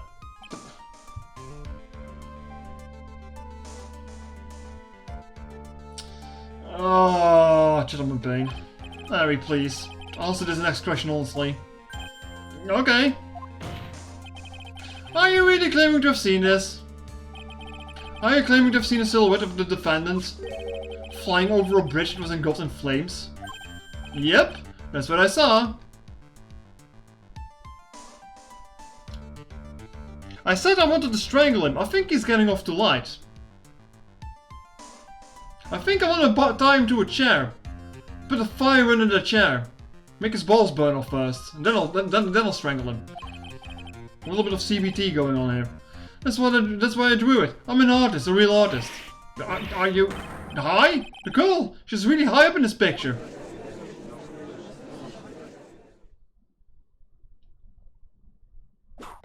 Ah, what is that for? This is all a bad dream. Kinky butt. Well, it's punishment. There's nothing kinky about it, unless you want. Do you want to be tied up like that, huh? Sure. Was hitting you on the cheek to test it theory. Please whip your own cheek from now on if you wish to test your wild theories. Anyway, no court of law will ever acknowledge that people can fly. Actually, there is some precedent for this. She was flying pretty high, my sweet Iris. She was about 30 feet above the bridge, at least. There's really something to see. I'm not Larry. Are you? I don't know. Your real name might be Larry. I don't know. This has to be some kind of mistake. Mr. Redwood, please bring the witness back down to earth. Huh? Me? This witness is your friend, is he not? No, he's not. Accessory for foolishness to Miles Edgeworth. Let us get back to the cross-examination, by force if necessary. Mr. Edgeworth, I expect you to expose the obvious contradiction here. Yes, Your Honor. Looks like I got another reason to remember this moron. Well, what did you think of my debut piece? Get that thing away from me. Horrible sketch of what we saw the night of the crime. Now hurry up and cross-examine him. I saw Iris flying and Whitewood was fluttering. It was just a hood, wasn't it? So where did you see the sight from? Hey, no need to shout. When I was lying in bed and it ran down it fucking was upside down. The crack of lighting made me realize that the bridge was burning. I just watched it for a while from there, thinking how nicely it was burning. After about 5 minutes, I saw it. The defendant flying? That's right. That's when I decided to go to the bridge. I see, that all makes sense. Aside from the sketch itself. Yes, the sketch doesn't make any sense. Just need to convince the artist that his work is ludicrous. Hold it! We transferred everything directly onto the page, and that's his sketch here. Yep, sensational, isn't it? Or should it be scandalous? I put my mind at ease anyway. I did. That's right. The reason she didn't come to me even though I waited for her. That's because she was trapped on the other side of the bridge. Could it be that Iris undertook a dangerous, desperate flight in order to reach me? That's gotta be it. Alright, go me. Nice, ouch! Continue, please. Hold it! You forgot the passage of the time to that extent, did you? Well, once I get caught up in something, I tend to forget everything else. That's true, he's always been that way. I guess he's not lying about that, at least. Phoenix might have been on the scene after 11:15. He was drawing until then, that dispels all doubts. Aside from his doubts of his humanity, eh? It's a big clue waiting for me in this cross-examination. His testimony does nothing less than mock the court. But I'm sure that there's a vital kernel of truth hidden in there somewhere.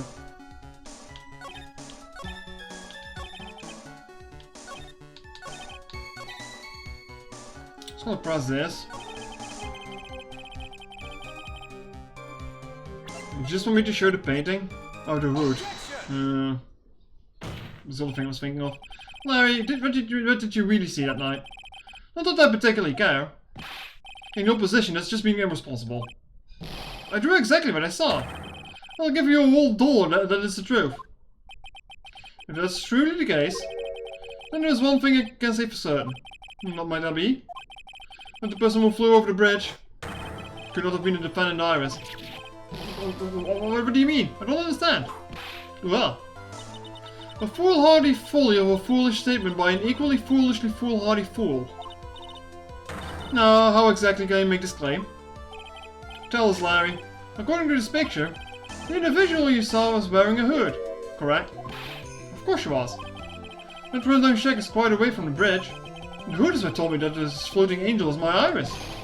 The hood is my darling Iris, and Iris is my darling hood. Wow. Seems that there was bigger fools in this world than there were on the defense bench. Larry, there's something I need you to be made aware of.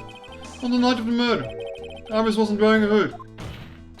She had given it to Wright as a gift. Are you going to change the story now? Perhaps suggest it was Wright who took flight? Wright took flight.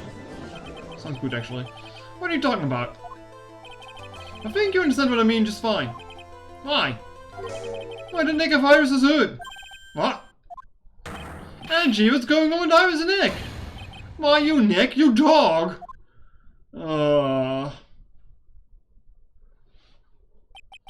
I do believe that this unbelievably mysterious sketch is destined to disappear, discredited and discarded straight to the garbage. Huh.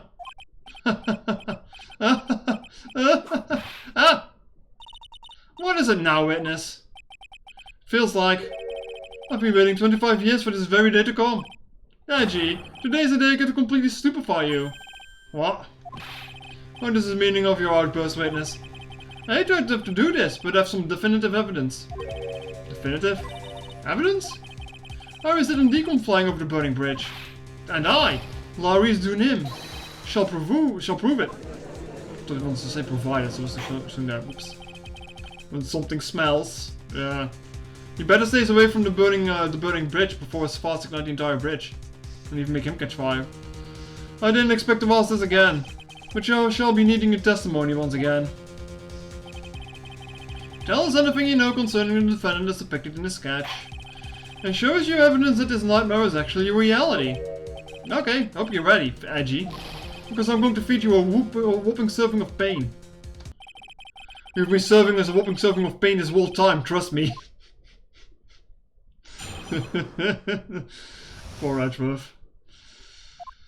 When I reached Dusky Bridge, she was already gone. I was so worried, so I frantically searched all over for her. That led me to finding a beautiful crystal sphere, half buried in the snow. Why are you just like saying that you found this just now? You motherfucker. I'm sure that Iris was simply wearing a spare hood. After all, no one else could have lost a crystal sphere that night. A crystal sphere? This one. Pretty, isn't it? But finders keepers. That sphere, where did you find it? Let me see, around here somewhere. Looks about right. And it was half buried in the snow. And it pretty much stopped snowing by then. But there was still some falling as I walked through the bridge. I could attempt this, accept this crystal sphere. It's mine, okay? I want it back afterwards. There's something on it. Oh my, it's blood. What? Blood? Found half covered in snow in a dusky bridge and another crime has blood on it. You ready, Edgy? By tomorrow morning we'll be calling me Master Larry. Yeah, I like the sound of that. No one's going to push me around anymore. Didn't you want to be called Laurice Zunim only a few minutes ago? Prove that Iris flew. Aww.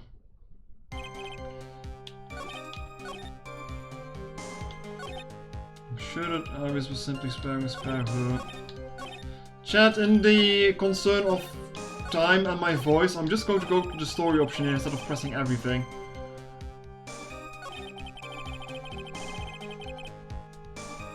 Just present your orb.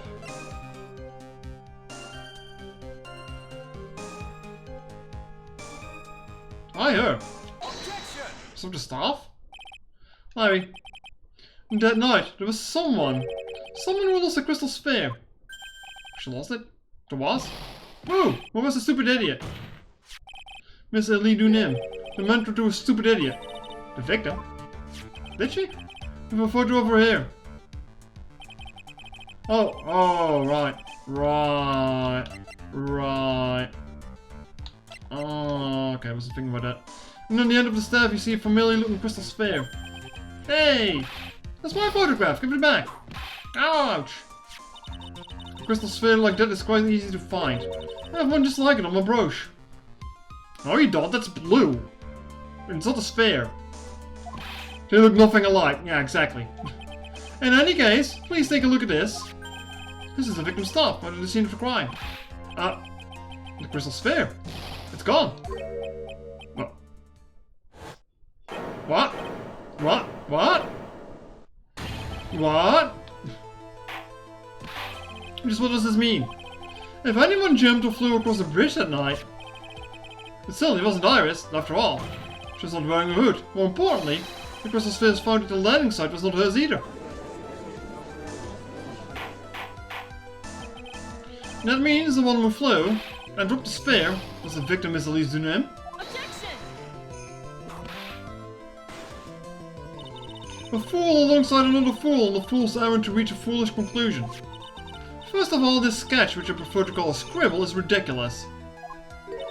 People cannot fly. First it's rejected. You can do that. You saw it. I saw it with my own eyes. Eyes? And this crystal sphere. This is nothing more than a red herring. You honestly believe that? Give it some thought, and I'm sure you realize it as well, Miles Edgeworth. Elise was in the room on the night of the murder. There was no reason for her to go to Dusky Bridge. Therefore, the sphere cannot be related to this crime. That's all. Miss Francisca von Carmel. The only people who will accept that explanation are scatterbrains and clowns. Why are you pointing at me? This victim's crystal sphere was found near the bridge on the night of the murder. Yet you executives believe this has nothing to do with the case. There's even blood on it. That crystal sphere. It was probably thrown away at the bridge after the murder. After the murder? There's blood on the crystal sphere, isn't there? It's naturally suggested it was thrown away after the murder took place. The killer placed it there to throw the investigation off the scent. Which is the exact same reason that he drew that ridiculous sketch. What? You mean I'm the killer? No way! All joking aside, just when did this crystal sphere appear next to the foot of the bridge? Unless it can be proven in some way, I refuse to believe this is related to the case. She makes a valid point. There's no evidence that Elise Zunim left Hasagura Temple at night. However, if somehow this crystal sphere can be proven to have been dropped before the victim was killed, then this case is going to transform into something else entirely. Here are spoils, Mr. Edgeworth. I want your final opinion on this position of this crystal sphere. It's not related to the case, and this witness who you call will have been nothing more than a monumental waste of time. Prepare yourself for some very appropriate punishment, Miles Edgeworth. Can I prove it? Can I prove that the crystal sphere was dropped before the murder took place? You can? Can I prove it? This isn't the issue. To simply prove it, that's the only option. That's what he'd do. That's the way Phoenix Wright would do this. Your Honor, allow me to prove something to you. I'll prove you that this crystal sphere is a vital link to solving this case. You will do what? The look in your eyes. You remind me of Phoenix Wright when he's cornered. It should come as no surprise. Because right now I am Phoenix Wright, and I'm indeed cornered. I urge you to present your evidence, Mr. Edgeworth. Evidence that proves that the crystal sphere was indeed dropped before the murder. Oh. I have no idea what you want me to point out, so. But you're looking at the crime photo. Why do you want me to? Why do you want me to submit it when we're looking at it? What the fuck? Oh. This crystal sphere was half buried in the snow, correct? That's right. If it ends up snowing, then it wouldn't have been game over. The snow would have totally covered it. That's all I needed to hear from you, Larry. Your testimony makes one thing quite clear. What? When the crystal sphere was dropped, it was snowing. Even if it was ever so slightly. Snowing? On the other hand, let's take a look at the scene of the murder. As proven earlier today, there's no snow on the victim's body. Therefore, the crystal sphere must have been dropped before the murder. What? Order. On the night of the murder, the victim did indeed go to Dusky Bridge. And there, something occurred that caused the crystal sphere to come loose. What could it have been? This sphere. There's some blood on it, isn't there? Allow me to raise a certain possibility at this junction. The real crime scene was near the foot of Dusky Bridge. Objection! This murder didn't take place at Asakura Temple Courtyard. Only a fool would suggest such a foolish piece of absolute foolishness. Just who's the fool? And which part is so foolish, Miss Moncala? Have you been paying any attention this whole time, Miles Edgeworth? Your sister saw everything. She saw the victim being killed by the defendant in Hazakura Temple courtyard. That's not exactly true, now is it? To put it more precisely, what she saw was the murder weapon being removed from the victim's body. That's the same thing. No, it isn't. You said it yourself. Very little blood is actually lost at the moment of a blade's insertion.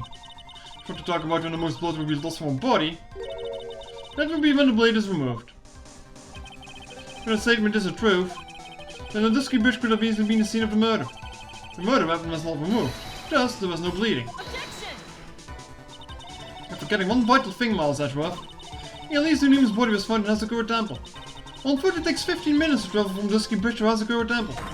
You mean to suggest someone carried the body all that way? On the snow scooter? Because there's only returning tracks. Made it this far, there's only one place to take this to the end. I just need to prove that my version of the events is also perfectly plausible. Now, if the defense is ready, the court would like to have an explanation. Please show us the method by which the victim's body was carried to Hazakura Temple. Is it a tracks photo? I don't think I have anything else, do I? Yeah, it is. On the snowy night, there was one way that the body could have been moved. The snowmobile. As we know, the snowmobile was used at night. It is explained as having been used to dispose of the murder weapon. But it could also have been used to carry a body. And that's also why the murder weapon is missing. Unless the staff was the murder weapon. Order, yeah. This is completely unacceptable, Miles Edgeworth. You dug yourself into your own grave. What do you mean? The only one who could have used the snowmobile was the defendant. She's the one who moved the body, doesn't that put the final nail in your coffin? Heh. You're too late, Francisca von Karma. And in fact, the defense has proven something else entirely. They've shown that this case requires further investigation. What? Where was the victim Elise Dunim really killed? If a body was moved, whatever for, who really died that day? And finally, just what does this image mean? You even need to think about that. Such a creature could never see the truth, let alone describe it. This witness certainly sits on one of the lowest possible branches of humanity. Damn. However, he would never utter a lie that could hurt a girl with whom he is enamored. If he drew this, so it is something that actually happened. The defense stands firm on this point. Agi, thank you. That settles it then. I cannot give a verdict under these circumstances. Creature. Right. I seem to have fulfilled my part in this. It is just as I thought. Francisca von Karma, you make a wonderful partner. Excuse me? There was one reason, and one reason alone for me being here. To expose the darkness lurking in this case, and then pass it on to Wright. Really? That's what this was all about? You could have just told me that from the very beginning.